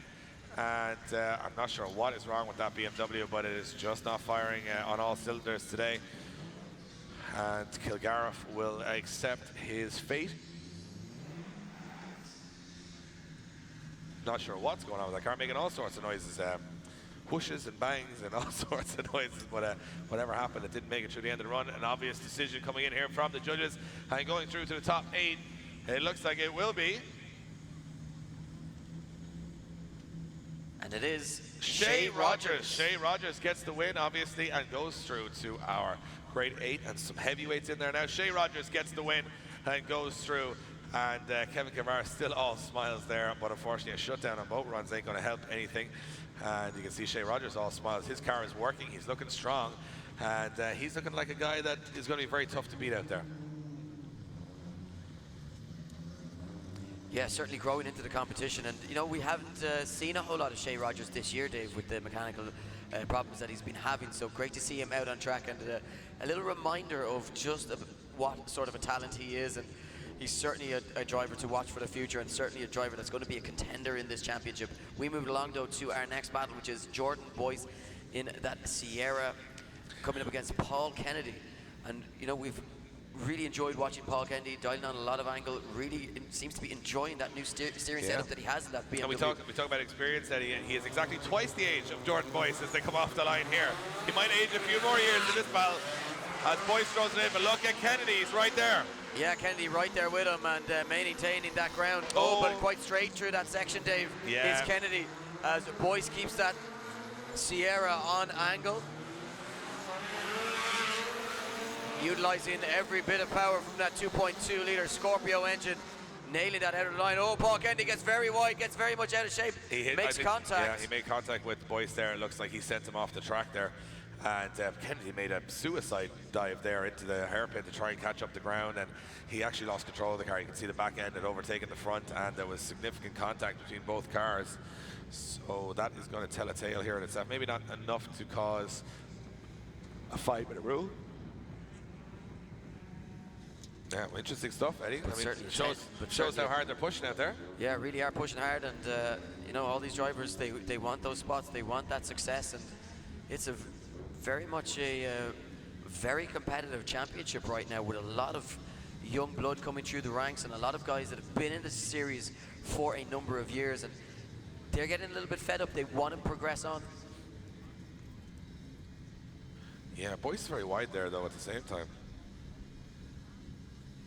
Oh, so we're hearing from the marshals that Jordan Boyce is saying that he did not get hit. Actually, there was no contact there at all. Boyce is saying that he just washed wide on the corner. So, yeah, maybe Boyce came to a stop. So,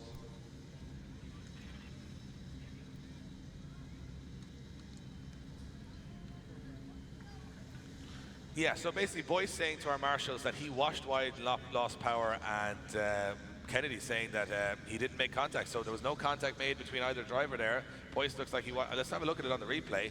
And initially it looked like Kennedy had made the dive, and that was the case. Yeah, it almost looked like Kennedy was carrying too much pace and shot forward and made the contact, but it appears to be a different case altogether, based on, I mean, fantastic sportsmanship from Jordan Boyce. Yeah, just telling our Starline marshal. We're hearing back from our marshals, and as I said, he can come here. Boyce washes wide, and then Kennedy follows him there, or I'm not quite sure what happened there. I'm not a judge, Eddie. I'm just telling you what I'm hearing. So Boyce washes wide. Kennedy doesn't make contact, even though it looked like contact because Boyce shut down, but there wasn't contact between the cars. So judges are going to have a pretty interesting decision to make here. Was Kennedy out of control? Did Boyce shut down? When Boyce did shut down, washed wide, hard to know. But it's still a second half of the battle to go. Yes, exactly. So we won't worry about it for the moment. Let's just sit back and enjoy the second half of this one. One way or another, one of these drivers has a spot in the grade 8. Who's it going to be? Kennedy leaves the line. Boyce tucks in beside him.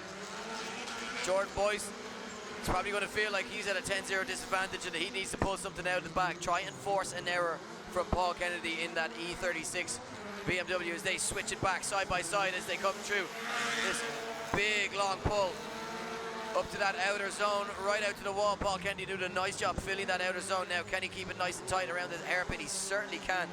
Boyce right there with him, but not able to force an error as of yet in the Power Max Engineering Ford Sierra. Here we go through the final sections of the circuit. Boyce right on the door of Paul Kennedy as they cross the line. Ladies and gentlemen, give him a round of applause. Jordan Boyce, Paul Kennedy. I think it's going to come down to that first run. That first run, yeah. Guaranteed, Dave. Hairpin at the first run. I'm going to call it the hairpin. They're all kind of hairpins, but that's a very tight hairpin. So they come back onto line. Judges making a decision, and there you have it. Going through will be Paul Kennedy. Paul Kennedy gets the win and goes through to our top 8. And keeping it alive for those sort of guys that have been in the game for a little bit while. You can see the guys having a little bit of a conversation about it, but it won't make a difference what they say. It is going to be a top 8 finish at least for Paul Kennedy, and Jordan Boyce bows out there. Just quickly back to the judges, guys.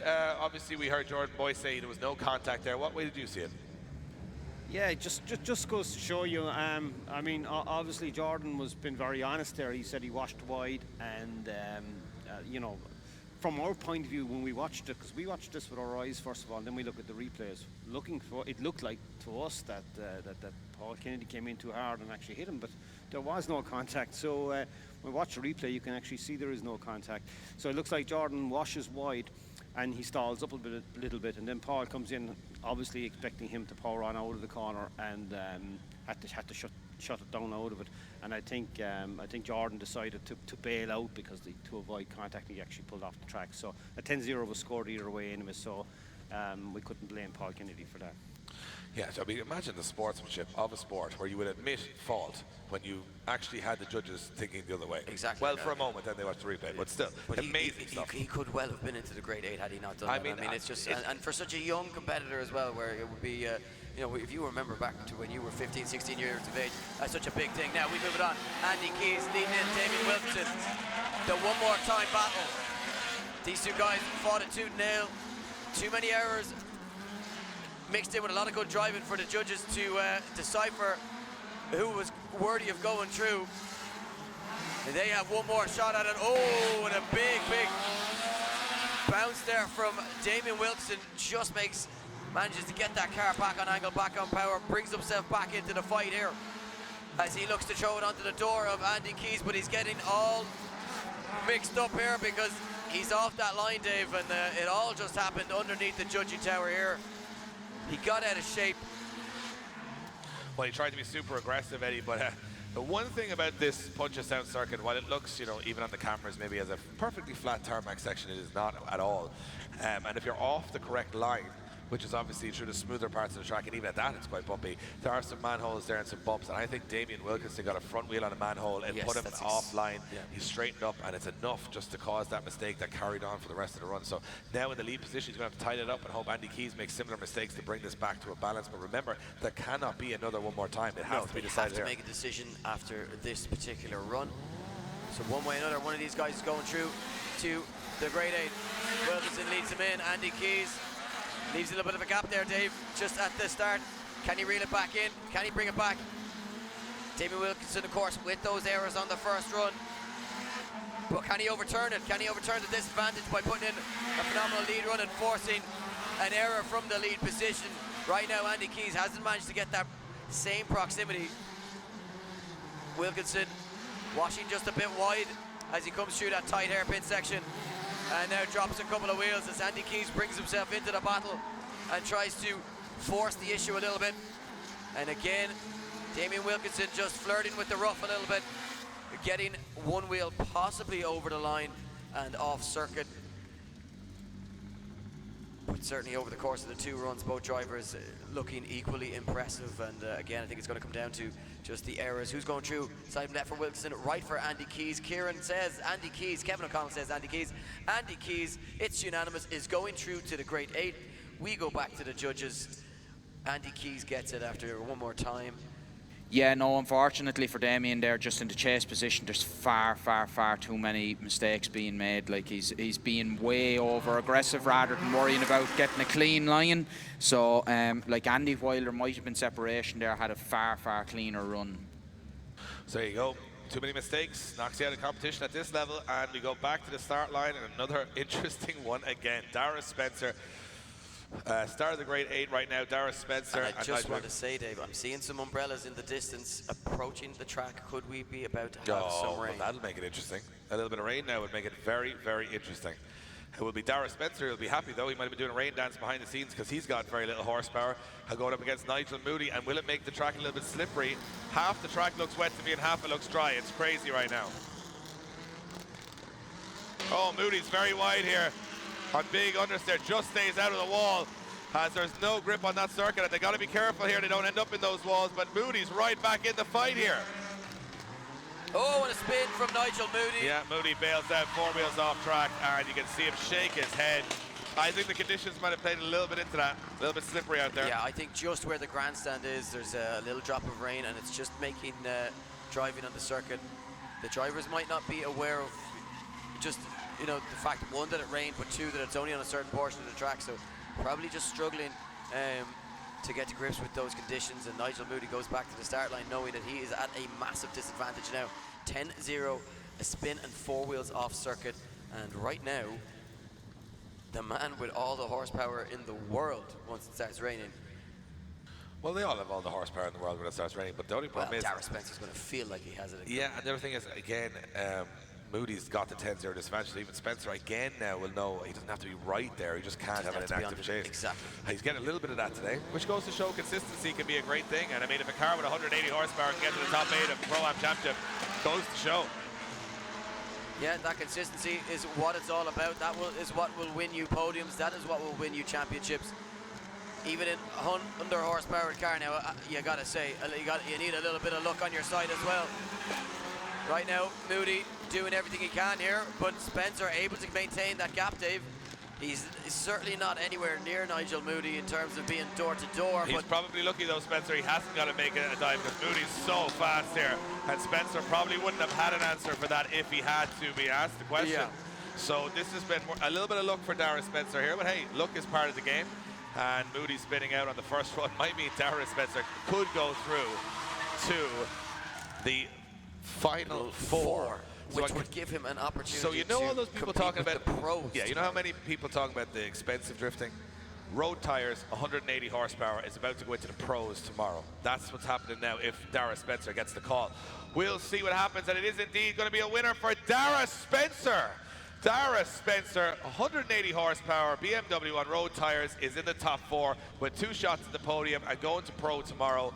All of the naysayers of drifting and all the grip and horsepower is taking it over in deep pockets. Well, what do you got to say to that? Do you think Dara Spencer's enjoying himself right now? I think he may just be. Absolutely. He said it's simple, it runs, and it's fun, that car. And that's exactly what it's about here at the Pro-Am. But now, horsepower is going to be a factor here as Caldwell and Neil Dunn take to the track. And if one man is confident enough to take down Caldwell, surely it's Neil Dunn after the performance he's had this year. You know, as soon as I saw this one, appear on my page, I was eyeing it up as one that I'm very excited to see. I think Neil Dunn has what it takes to take down Caldwell here. I think Neil Dunn is driving better than anybody else on the grid right now. Bumper to bumper as they leave the start line. Contact between both cars. Caldwell gives Dunn a nudge into the first corner, but has to back off. Now he's got to get back on. Another bit of contact. No, just about avoids making the contact, Dave. Almost. As they come through that section, but he's right there with him. He is applying as much pressure as possible to Neil Dunn, trying to force that mistake, but Neil Dunn staying nice and relaxed behind the wheel. And right now, this is a bit of a dogfight, a real scrap, as they appear through the cloud of smoke. Neil Dunn nailing that qualifying line, but Caldwell is unshakable. Right there with him, dives onto the door, and through the final section, Dave, phenomenal. I mean, what do you say? Nothing. I mean, just enjoy it. Yeah. Just enjoy. We don't even need us. We just got to turn our headsets off and watch it like the rest of you guys, because this is insane. This is the Pro-Am competition. This is the warm-up for the festival tomorrow. This is just the warm-up. And look at the talent we're seeing on track. Rain starting to just fall a little heavier on the track now. It's going to affect things very quickly. Caldwell puts in a masterclass, but now in the lead position with conditions changing rapidly, track temperatures lowering, grip lowering, we could see some sketchy moments towards that first wall. That's what I'm thinking now. So here we go, second half of the battle. Caldwell leads in Neil Dunn this time around. Neil Dunn leaving a little bit of a gap here though, Dave. Needs to put the foot down, needs to bring himself back in, offline as well as he tries to regain proximity. Could Caldwell be staring down the barrel of a fourth place, or a position in the final four rather? But now Neil Dunn starts to bring the fight, now he starts to bring the proximity, but look at the lead line from Caldwell. Impressive stuff from the young gun. As Neil Dunn, he's trying everything he can, but he just can't match the pace, Dave. No, he just doesn't seem to have the grip. And he's dropped a few wheels off track there as well. It's sort of fallen apart for Neil Dunn towards the end. He tried everything he could, but Caldwell is on another level right now. For me, I think the greasy surface may have come just that moment too soon for Neil Dunn. Yeah, and you know, Caldwell was very cautious on entry. He handbraked quite early into the corner, but he obviously was spinning wheels on the way up, said this is pretty greasy here, so actually it was clever. Neil Dunn was much more tentative, so he kind of lost some proximity at the start, but Caldwell just a masterclass in chasing, and so cool at calculating the lead. Let's see which way it goes though for a spot in the final four. The winner is going to be Ryan Caldwell. Ryan Caldwell gets the win and goes into the final four, and he will take on Tara Spencer in a David and Goliath battle there. No need to go to the judges. I think that one's a pretty easy one to decide for yourselves. Caldwell with the awesome chase and the awesome lead. Some mistakes from Dunn on both, and impressive stuff. Andy Keys against Shay Rogers. Two guys coming through from the Irish Amateur Drift Championship not so long ago. Yeah, are now taking on this Pro-Am Championship by the scruff of the neck, Eddie, and looking very strong. Yeah, and of course you got to say, look, that horsepower advantage that Shay Rogers has may become a disadvantage now with that slippy and wet circuit. Will he be able to get that power down? We're seeing Andy Keys take to the start line. No sign just yet of Shay Rogers. Is he? There he is in the background making his way to the line. You can just see his car in the shadows. Yeah, and incredible to note that, again, this is just a warm-up for the main event tomorrow. The Pro-Ams today have put on a show-stealing performance. I don't think we've seen such a strong performance from the Pro-Ams in a very long time, and I'm entertained, my voice is worn. Shows how great the future of this sport is in Ireland, and these guys are just getting better and better and better, and that's what it's all about. And right now, I wouldn't like to call it. No, certainly not, and we see Shay Rogers just having a little quick word with our marshal. Hopefully nothing too significant going on there that's going to hamper his performance. Okay, so we're just hearing that Andy Keys was asking about the surface conditions. So Shay Rogers has been advised of that as well. So here we go, both drivers off the line. A place in the final four awaits the winner. Andy Keys, Shay Rogers. Keys leading them, Rogers right there with him though. And so far the surface conditions not showing any problems. It looks as though that light rain has stopped, Dave. So I can't imagine the surface is too bad right now. Oh, big mistake from Shay Rogers. Shuts it down altogether coming into the hairpin. Yes. Uncharacteristic error. We haven't seen him make too many today, but it looked like he had a big problem there, and it may cost him. He's got to get back on the door. He knows that himself now. Yeah, unforced error for Shay Rogers, and handed the advantage to Andy Keys. Not what you want at this stage of competition, Dave. You know, to be handing an advantage to a driver who has been really on form. Judges calling for the replay on this one. You know Dave. what? I think you could take either of these drivers, place them in the pro class, and they would be absolutely, you wouldn't even notice. They are just on it here around the track. But, you know, Keys on the perfect outside line, steady would be the sort of line he's on, giving Shay Rogers plenty to work with.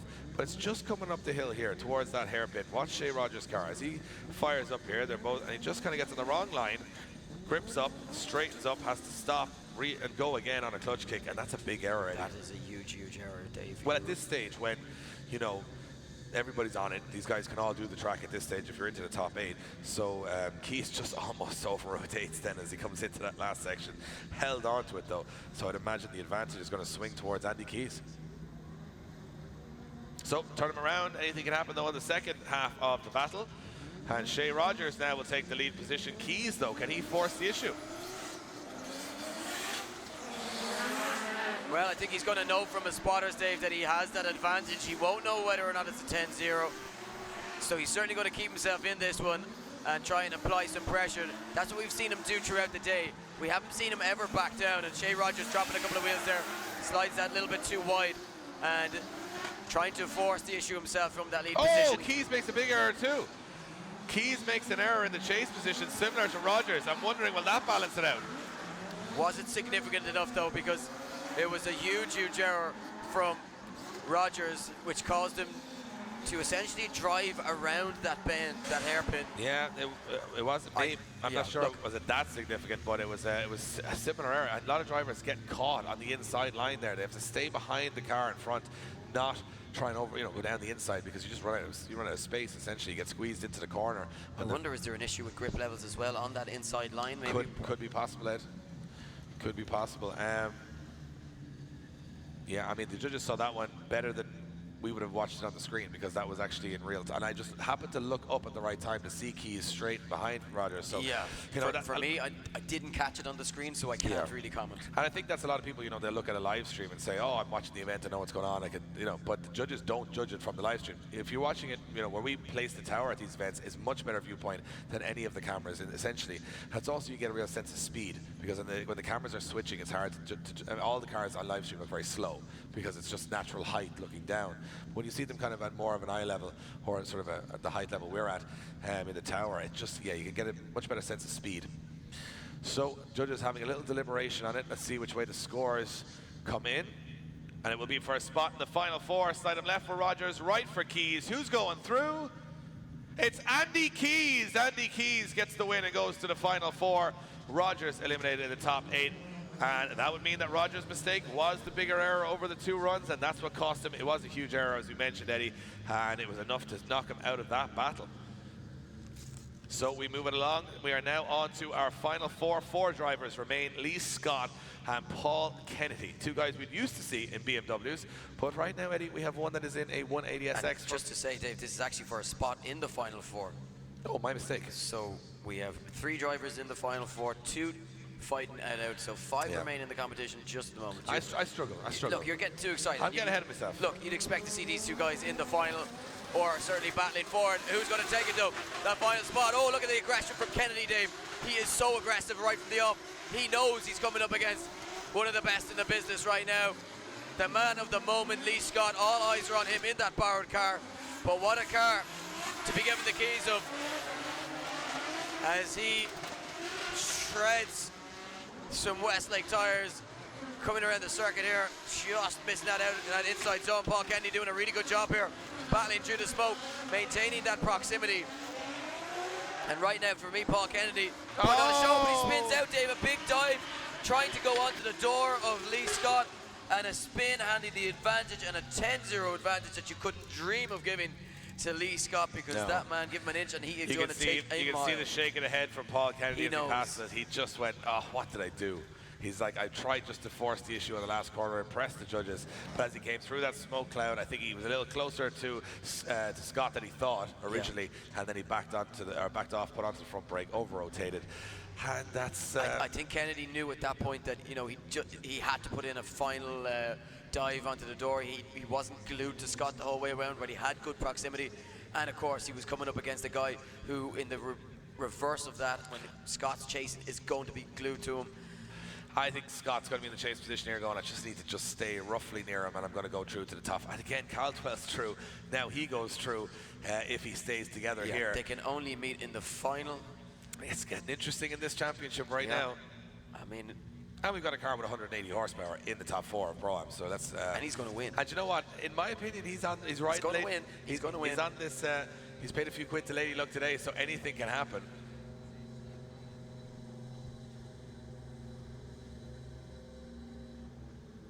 So we will go off the line with Lee Scott and Paul Kennedy. Let's see if Lee Scott can just get the job done and go basically into the top 4. Let's see what happens. But will Paul Kennedy have a trick up his sleeve as they come off the line? Scott a little bit tentative here. Oh, but now he's right there on the door. Big risk from Lee Scott here. Yeah, right there, applying the pressure. Oh, contact. Paul Kennedy could have put that car into a spin, and we would have been looking down the barrel of it one more time, but he stays in it, Dave. There's no purposeful spins from Paul Kennedy. He wants to win this the honest way. And right now, Scott's back into the battle again, chewing the back end of the C-Tex Tires BMW. So, Lee Scott taking all the risks here, wanting to put on a show. He wants to hand this car back to Kevin Quinn in bits by the looks of things. Not content, and he takes it across the line. Wow. And Dave, you look a little bit nervous. Yeah. And it's not even your car. No, that's a nice car. I mean, I wouldn't even want to park that in the pits. Never mind taking it out here and running on walls. All credit to Paul Kennedy, because if he had put that car into a spin, nobody could have asked any questions. Absolutely, and it will be. The winner is Lee Scott. Lee Scott gets the win and goes through to the final 4. However, while Lee Scott has huge excitement on one side, we have some reports from the pits that aren't so exciting, that are actually pretty heartbreaking. Reports from the pit is that Ryan Caldwell will retire from the competition with a blown engine, meaning that Darius Spencer with 180 horsepower will automatically go to the final. Guys, give it up for Darius Spencer in 180 horsepower going to the final of the Pro-Am, but not the way he would have wanted it to be. No, very unfortunate for Ryan Caldwell, who will finish in 4th position. So it means we move over to our other Final 4 battle, which will see Andy Keys taking on Lee Scott. The winner goes to the final to take on Darius Spencer. The loser takes 3rd place on the podium automatically without a battle. So yeah, we're going to take a moment here as Darius Spencer will prepare for the final. He'll go up against either Andy Keys and Lee Scott, meaning Caldwell will take 4th right now. So if Scott was to lose this, he would edge into the lead of the championship. Even if he was to win or lose, he would still move into an edge in the championship as we head to the last round of Watergrass Hill on September 2nd. And it's going to be... It is going to be one very, very exciting final round. I mean, could Darius Spencer win this? With 180 horsepower, BMW, could he beat Lee Scott? Could he beat him? It's one more battle. It is one battle. Who's to say what could happen? I think it's going to be one of those finals where it's David and Goliath, and also not only David and Goliath, but it shows that you can get to the final, take home at least a 2nd place trophy of, what, 60 plus drivers? With 180 horsepower in a BMW. And who's to say he couldn't qualify into the pro class tomorrow? I mean, his line is perfect. He's not going to be judged against any battles in qualifying. He's just going to have to do a good line, and he qualified great today. I'm looking forward to that as a little underdog. His car may look like a refresher bar, but I'm starting to love his driving style out here throughout It's a very refreshing look. Nice. But, so we are going to basically remind you guys that today, of course, is the warm-up. It's the setup day for the Irish Motor Festival, the largest automotive event in the country this year. 400 cars on show, everything from exotic to race to rally to modified to Euro to German to everything in between, and loads of old school Japanese metal. We have a Speed Hunters display, we've got a new school, old school display, we've got a prestige car display, Monster Energy here doing free tattoos and free haircuts. I mean, that's even worth it alone. You pay for a haircut, good haircut, 20 quid, you go in here for free. Ticket is just a bonus. And on top of that, we obviously have a few seats left in our grandstand. They are now not on sale online. You must buy them in the morning from the main gate on entry. Get here early though, there's only less than 40 tickets left for the grandstand out of a couple of thousand. And you can pay on the gate here tomorrow to come in and check out all the action. The pros will be on track tomorrow, of course, the best of the best from Ireland. And we have some drivers from the Middle East and Australia here tomorrow also competing for the top spot. And until then, here's a little teaser of what's coming tomorrow at the 2018 Irish Motor Festival here in Punchestown Racecourse. We are counting down to the automotive event of the year in Ireland, the Irish Motor Festival here in Punchestown Racecourse. It's going to be one of the most incredible action-packed weekends for any car fan from across the country. So let's check out what this event has to offer. If your car tastes lean more towards the rare and exotic, well, the Prestige Car Hall is the place for you this weekend at the Irish Motor Festival. Lamborghinis, Ferraris, McLarens, private collections, cars that haven't really seen the outside of a garage in a long time, well, they're all going to be here for your enjoyment. This certainly will be a room with a view.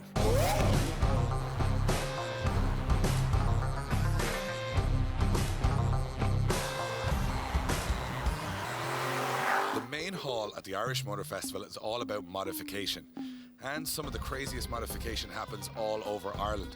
There's no real theme here, it's just crazy modified metal. You might see beautiful European cars, old school Japanese cars, and to be honest, some stuff you might never see anywhere else. Expect the unexpected this weekend at the Irish Motor Festival. Our good friends from Monster Energy, well, they're going to be rocking out the main exhibition hall. They've even brought a tattooist and a barber. They'll be banging out the tunes and keeping you guys fueled up throughout the event. The Irish Motor Festival is all about giving you guys unforgettable experiences. And what better than the Drift Games experience, where you get to get into the passenger seat with our pro drivers and take a spin on our special layout. Can't do that anywhere else.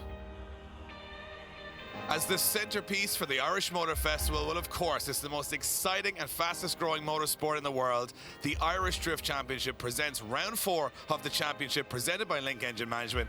And if you're lucky enough to have one of these incredible grandstand seats, check out the view of this dangerous and technical, you know what, even crazy layout here in Punchestown. It's going to be a weekend of insane action on track.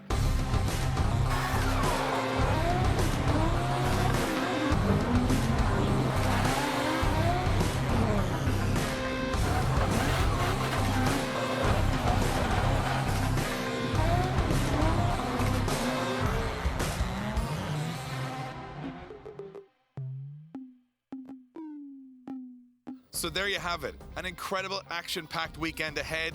And if you're a car fan, can you really miss this one? Tickets are available on the gate throughout the weekend, and believe me when I say it, you don't want to miss this. So there you have it. Tomorrow, the main stage here and the main event for the Irish Drift Championship Round 4, brought to you by Link Engine Management. We'd like to make a huge thank you to all of our sponsors here this year at the Irish Drift Championship. They have been incredible in allowing us to broadcast this across the world, and also supporting us in putting on huge events like this for the automotive community in Ireland. So we really tip our hats to those guys who have put in a huge amount of work, and most of them are here this weekend with different trade stands, with different stalls. Make sure you support them. Make sure if you see a logo down here and you're buying car parts in Ireland, or if you're watching it from around the world, buy it from these guys, because those guys support the sport. They actually invest in it. They don't just take the money and run. They put it back in and make sure that these guys we see today can grow their careers and have a better and more sort of an exciting event to be part of, which is great. You know, this is what it's all about. And to all of you guys who have sat here and watched the Pro-Am competition today, we want to thank you very much. It's been a bit of a blustery day, but it's a little sprinkle of rain, but it's not been too bad. And we've had a great bit of action on track. Tomorrow promises to be incredible. You want to get here early. From 9 o'clock in the morning, we got it all locked down here. From supercars and Lamborghinis to the best of the best in drifting to everything else in between. You don't want to miss it. Tickets still available on the gate all day tomorrow. Here we go. It is going to be another top 4 battle. It will be Andy Keys against Lee Scott. And the winner will go to the final, and the loser will take 3rd position on the podium, as Ryan Caldwell is unable to compete in the 3rd, 4th battle. So therefore, it will be a very, both of these guys will be taking home a trophy, Eddie, in this battle, but which ones will they be? So here we go, off the line of place in the final awaits. Will it be Scott? Will it be Keys? Can Andy Keys take down Lee Scott? Can he do what nobody has managed to do this year and beat one of the brightest stars in the business? Right now, he's right there with him. Not getting lost in the smoke, door to door. You can just see how aggressive the circuit is as he takes that narrow line. And they come back through the smoke that they've just created momentarily ago. Lee Scott nailing the circuit. Couple of wheels dropped there from Andy Keys as he starts to lose a little bit of ground, and this is where it just starts to unravel ever so slightly for him, Dave. But you know, pushing so hard, but just over the course of such a long run, hard to maintain that proximity. You know, from my analyzation there, Eddie, which may not count for much, it is, I think Andy Keys got outcarred. He didn't make any mistakes there. And that was all it was. Yeah, as I say, over the course of such a long run, to try and maintain that gap of a car that's so quick. Exactly, and I think Andy Keys didn't make any mistakes. He didn't do anything wrong, but when he started to try and make those dives, that's when the mistakes came a little bit. But he's still very much in the fight here. You got to remember, this is a pro-spec car that he is up against, and a car that has podiumed in the past, if I'm not mistaken. Yeah, absolutely, and podiumed in the BDC. In the BDC, and from my perspective, a killer of a car. You know, one of the best built, maintained, and set up cars on the grid. So Scott getting a little bit of a favor here today, not taking a lesser car than his own, but actually probably one that's even more no expense spared. So giving him a great chance, and now he is going to be in the lead of the championship as he finishes this event, regardless of the result here. So that's a great way to go into that final round. But he will be, and again, you know, we keep saying it's all written, but every time we do, something happens, and a conversation between Lee Scott. Oh, he's calling 5-minute rule. He's calling a 5-minute rule, Lee Scott. Oh, surely we won't see both of our championship contenders bow out.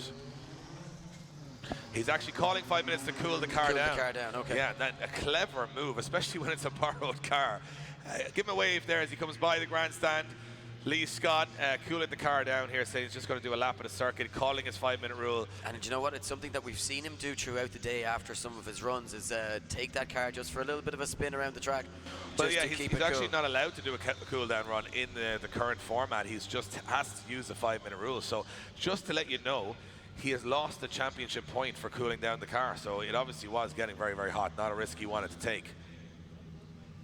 So he loses 1 point because he's taking a 5 minute rule, but he might claw all those points back by winning the battle. This one's going into the final round regardless of that one championship point, and it won't make a difference, the 1 point, because of the way the point structure works. So at this point, certainly worth keeping the car working. And yeah, and of course this car has a big day ahead of it tomorrow. We won't obviously see Lee Scott in the competition tomorrow, I would assume, considering he doesn't have a car. Maybe he'll borrow a car from one of the other Quins or one of the guys in the pits, you never know.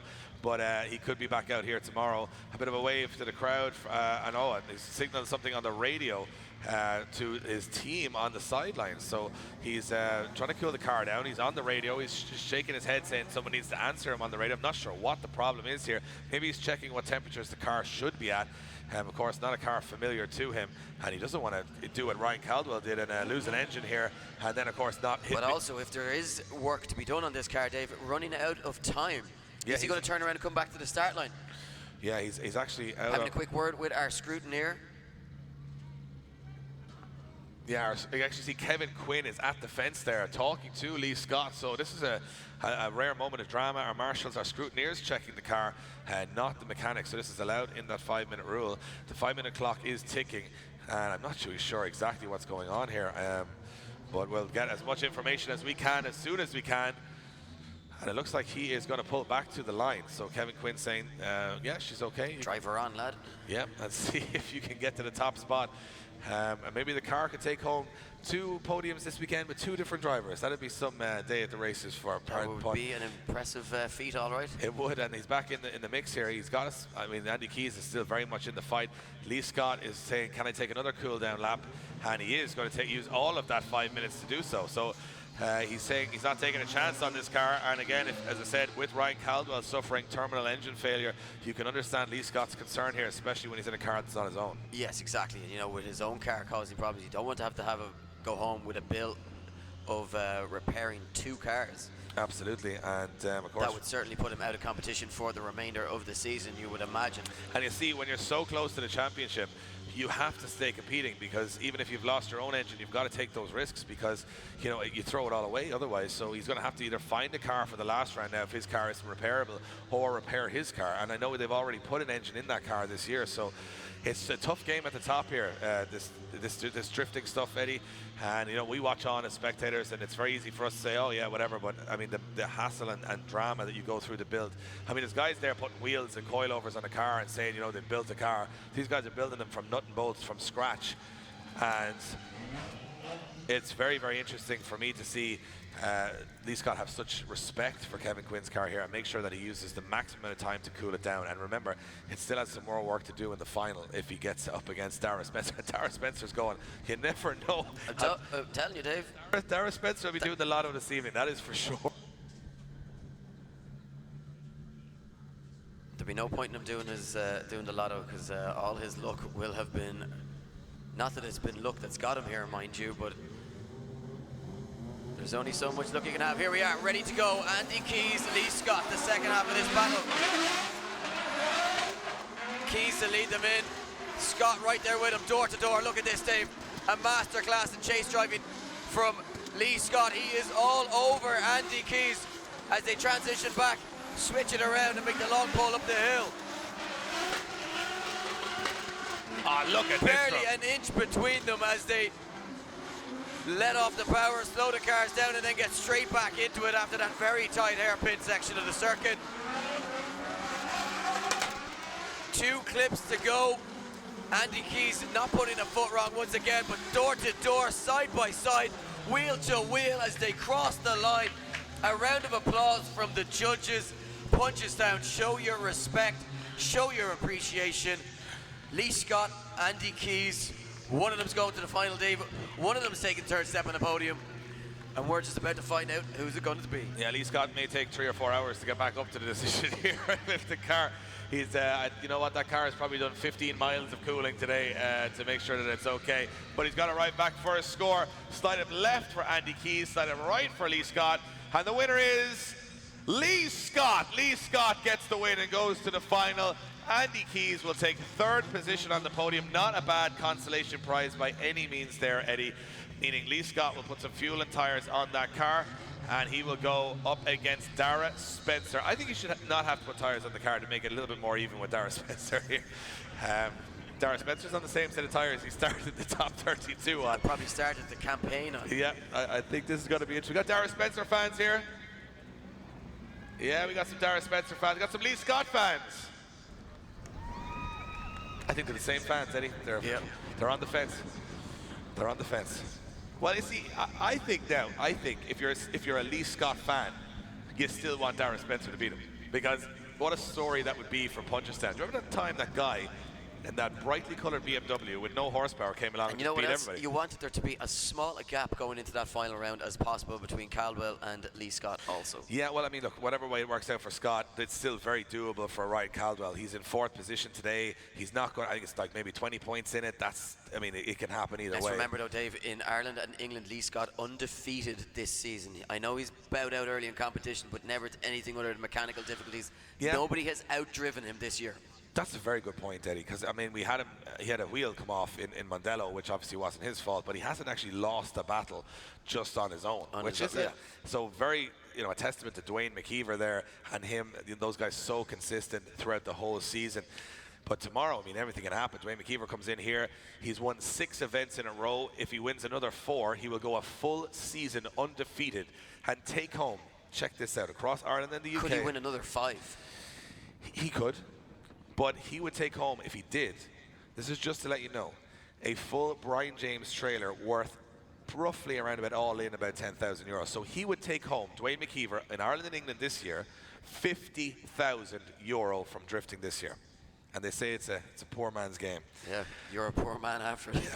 I am pretty poor now. 50,000 euro Dwayne McKeever would take home in value of prizes, and it would set him up nicely for the Drift Masters European Championship. But we're a long way from there yet. And then you could sell him your Mustang and gain all your money back. Yep, it's bargain. 2 grand.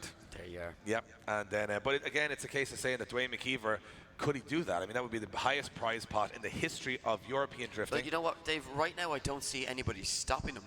I'm actually going to go out on a limb here and say I think if Dwayne McKeever was to take home that prize, he would earn the highest prize in the history of drifting anywhere in the world, which is a pretty big thing to say, and set himself up next year to go to the European Championship like Nigel Colfer, the Shanahans and James Dean have done. And of course we're going to see a preview of that championship for next year, and we're going to see a preview of Dwayne McKeever in it, I would imagine, at JAFFest this year. Yeah, so interesting to note, and I mean, Lee Scott and Caldwell are certainly solidifying their position in the higher class next year. But the question now is Scott, he puts wheels and tires on it, he's got to get 2 runs out of this car. It looks like that car is overheating. It's had a long day. I mean, it's done more laps than any other car in the circuit, because Quinn has done practice in it for an hour. Scott's qualified in it. Now he's gone all the way to the final. The car has literally not come off the track since about 11:30 this morning. And that's a highly tuned car. And it's got to do it all over again tomorrow. But certainly I'd imagine they are doing their best just to cool it as much as possible in the pits before it comes back out on circuit for what will be the final against Dara Spencer. I mean, it's a fairy tale story for Dara Spencer. And if you told him at the start of today, you know what, you'd be going into the final against Lee Scott, he wouldn't have believed it. Come 5 o'clock. Yeah, but 6 o'clock. But then again, tomorrow, Dara Spencer, 180 horsepower. He'll go into qualifying just like everybody else. There's no speed gun here, and not a massively high-speed track.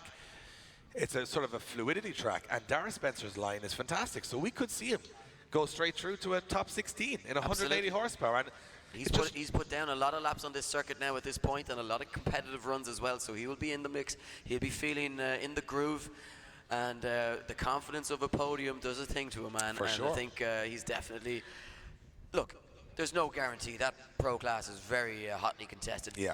But you'd ever know what could happen in qualifying. Well, we saw Jack Shield, go and beat Shane O'Sullivan in the wet in Dundleary. Anything can happen. And I think every time you think drifting has moved to a point where it's all budget and it's all money and it's a money game like every other motorsport, a guy turns up in a car probably worth about €4,000 and takes down guys who have gearboxes worth more than that. And that's the reality here. So, I mean, it's talent that does it at the end of the day. I think if you're blaming the money, you're blaming your own ability. That's the way I would look at it. Yeah, look, I think people like to find excuses for why they're not successful. Race drivers by nature will always find excuses. I mean, a race driver... People in general. Yeah, but it's amazing. A race driver, since 1952, a race driver has never been at fault for anything. It's unbelievable. It's the car, it's the team, it's the strategy, it's the budget. It's another driver. It's another driver. But that's the thing. That's race drivers. We expect it. But right now, when you see guys like Dara Spencer make it through to the final and get a minimum of second place here on a grid, that have been driving today better than we've ever seen them drive. And you know what? That's something that you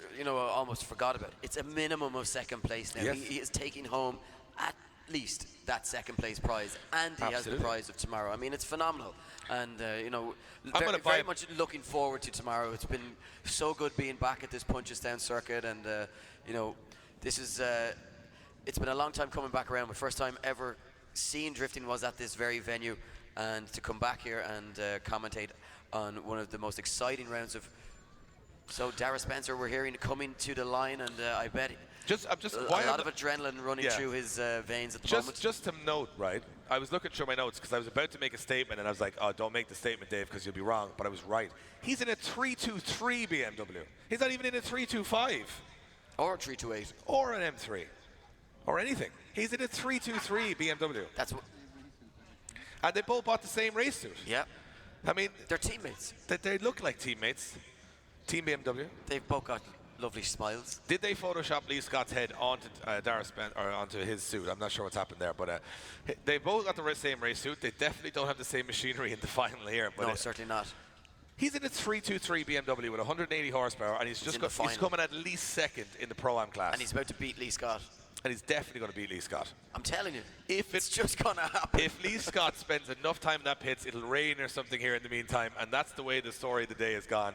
And you can come out the window from Dara Spencer. And so he's warming tires at the moment, Lee Scott. Look at the smile on that young man's face right now. He can do no wrong. Yeah. He can do no wrong. Thumbs up, Dara Spencer. You're getting a trophy either way. Do us a favor. Go and beat Lee Scott and give us a story to tell for years to come. But Lee Scott's like, look, I like stories and all, but I've got a championship to win here, so I'm going to get the job done. Handing keys, as you can see, waiting in the background there. He knows he's taking third step on the podium. Oh, it's been an incredible day for the Pro-Am class. And if this is anything to go by, the final in Watergrass Hill on the 2nd of September on a tight technical track is going to be spectacular. Yeah, look, I think, quite often we can be a little bit spoiled for the standard of drifting that we see when you consider that we're, all the pro events that we get to witness, the European Championship. So sometimes you come back to the Pro-Am and the machinery is maybe not as impressive. But today, everything has been flawless. The driving standard has been incredible. These guys have stepped it up. They put on a show. Here we go, the final. Lee Scott to lead in Dara Spencer. We are go for the Pro-Am final in Punchestown. Right now, Dara Spencer keeping himself in this one. Can he get on the door of Lee Scott? Can he bring the fight? He certainly can, Dave. Look at this. Look at this from Dara Spencer. Oh, he just drops back a little bit. He's having to cut course here. But he makes the dive onto the door, doing everything he can to stay in this one. The underpowered driver, the underground king. Here we go. Big dive from Dara Spencer, but he throws it all away. Yeah, loses so much ground. But he had to make the dive, Dave. He had to give himself an opportunity. Yeah, look, he wasn't going to win this one by just staying in that chase position and being casual. He had to make the dive, but I am just so impressed with Dara Spencer giving it a go against Lee Scott. And Lee Scott will return back up to the start line for one last run, and a sigh of relief from Kevin Quinn, I'm sure, that car is in one piece. Yeah, and look, smiles for miles. But I'm still saying it's not over till it's over here for some reason. Look, you don't know what's going to happen with that car. I hope there's no mechanical problems, but you just never know. Yeah, a lot easier to replace a 323 engine than a 2JZ built engine. So Lee Scott's in the chase. I think, you know what, this is going to be one for the fans. Lee Scott's going to say, do you know what, I'm going to put this on the door the whole run and show everybody watching at home and here in attendance why I'm the best man in this Pro-Am grade. He's got to. This is going to be. He's lost a fan. Yeah, this is going to be pure showboating, and Lee Scott's going to know. Yeah, look, those two guys are enjoying it on the line. Here we go. Dara Spencer to lead in Lee Scott. What can Scott do? Look at this. Straights it in. No kissing. Right onto the door. Is he going to stay there? It looks as though he is. He's perched. He's mounted. And Dara Spencer nailing that outer line, and he is just having the time of his life right now. Leading in one of the best drivers in the business at the moment, deviates from the line, washes just a little bit wide. Lee Scott right there with him, making the dive down onto the door. We're almost done. He's hand out the window, tapping the car on the roof. Door to door, side to side, we almost have an overtake. They're across the line.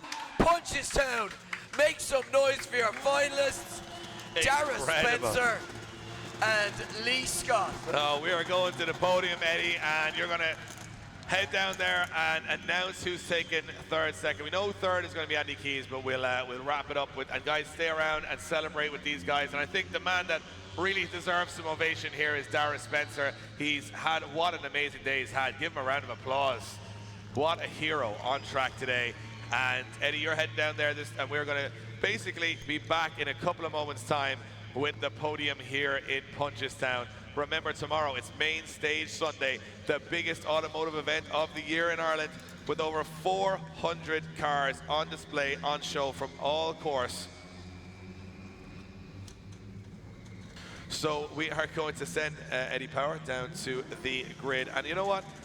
It goes to show, if you're interested in joining us on the grid here, if you're interested in getting involved in drifting, well, there you go, a €4,000 car in the final of the Pro-Am class, which is the second highest class in the country, remind, not even the lowest class. And he has just been incredible all day. Lee Scott making sure that that car is nice and cooled down, and then has an awkward conversation with Kevin Quinn about, but he didn't put any marks on it, I don't think, a little bit here and there. But Kevin Quinn is now going, well, that's how good the car is, so I've got no excuses tomorrow. Podium being set up. We've had a fantastic day. We want to just thank our sponsors before we go to the podium. Link Engine Management, the title partner of the Irish Drift Championship and the world's leading standalone ECU. Mobil 1, the world's leading synthetic motor oil. MixGarage.com, Europe's largest online retailer of car parts and accessories. MTech Brakes, the leading UK supplier of brake components. JDM Distro, the #1 supplier of JDM products in Europe. Cestino Tires, custom molded for extreme grip. VP Racing Fuels, the world leader in race fuel technology. Brian James Trailers, crafting quality trailers for over 30 years. Simpson Racing, the benchmark in motorsport safety products. Monster Energy, fueling the Irish Drift Championship. Group D, specialist in drift parts and fabrication. And Samco Sport, the original performance silicone hose brand. We are now going to hand down to Mr. Eddie Power, who's down on the grid, who's going to hand out those trophies from me. We'll see you guys bright and early tomorrow for the craziest car event of the year. You don't want to miss it.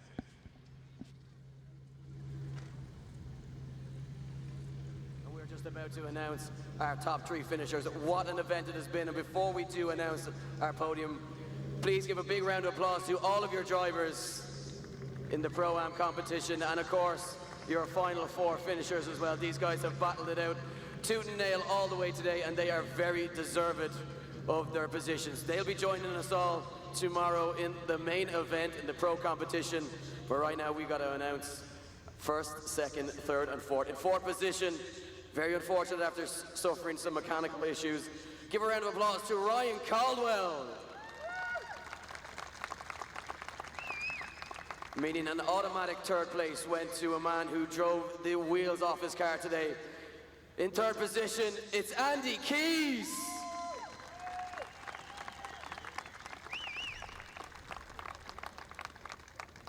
And guys, that just leaves 2 spots left on the podium. These 2 drivers have wowed us all day. A man in a borrowed car and a man with no more than 180 brake horsepower, making it all the way to the final. But I can announce that in second place is Dara Spencer. Meaning your round 4 winner of the Pro-Am Championship, and going through to the Pro class tomorrow is Lee Scott. That's it here from us for the Pro-Am section. We are back live on your screens tomorrow from 11:30 for the main event, the Pro competition. If you haven't got your tickets yet, make sure you get down here, as we are back in Punchestown. It has been an incredible day, and tomorrow is going to be nothing shy of spectacular. That's it from us, and we'll see you tomorrow morning at 11:30.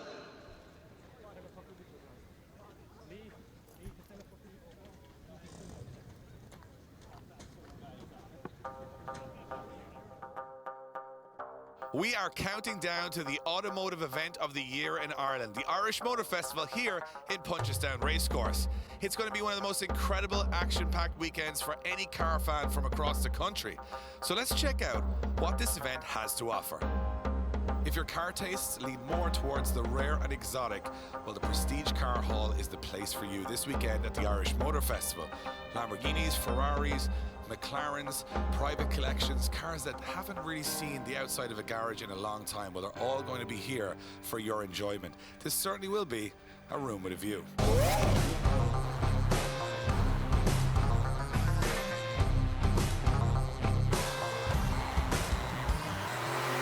The main hall at the Irish Motor Festival is all about modification, and some of the craziest modification happens all over Ireland.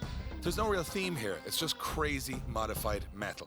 You might see beautiful European cars, old school Japanese cars, and to be honest, some stuff you might never see anywhere else. Expect the unexpected this weekend at the Irish Motor Festival. Our good friends from Monster Energy, well, they're going to be rocking out the main exhibition hall. They've even brought a tattooist and a barber. They'll be banging out the tunes and keeping you guys fueled up throughout the event. The Irish Motor Festival is all about giving you guys unforgettable experiences. And what better than the Drift Games experience, where you get to get into the passenger seat with our pro drivers and take a spin on our special layout. Can't do that anywhere else. As the centerpiece for the Irish Motor Festival, well, of course, it's the most exciting and fastest growing motorsport in the world. The Irish Drift Championship presents round 4 of the championship presented by Link Engine Management. And if you're lucky enough to have one of these incredible grandstand seats, check out the view of this dangerous and technical, you know what, even crazy layout here in Punchestown. It's going to be a weekend of insane action on track.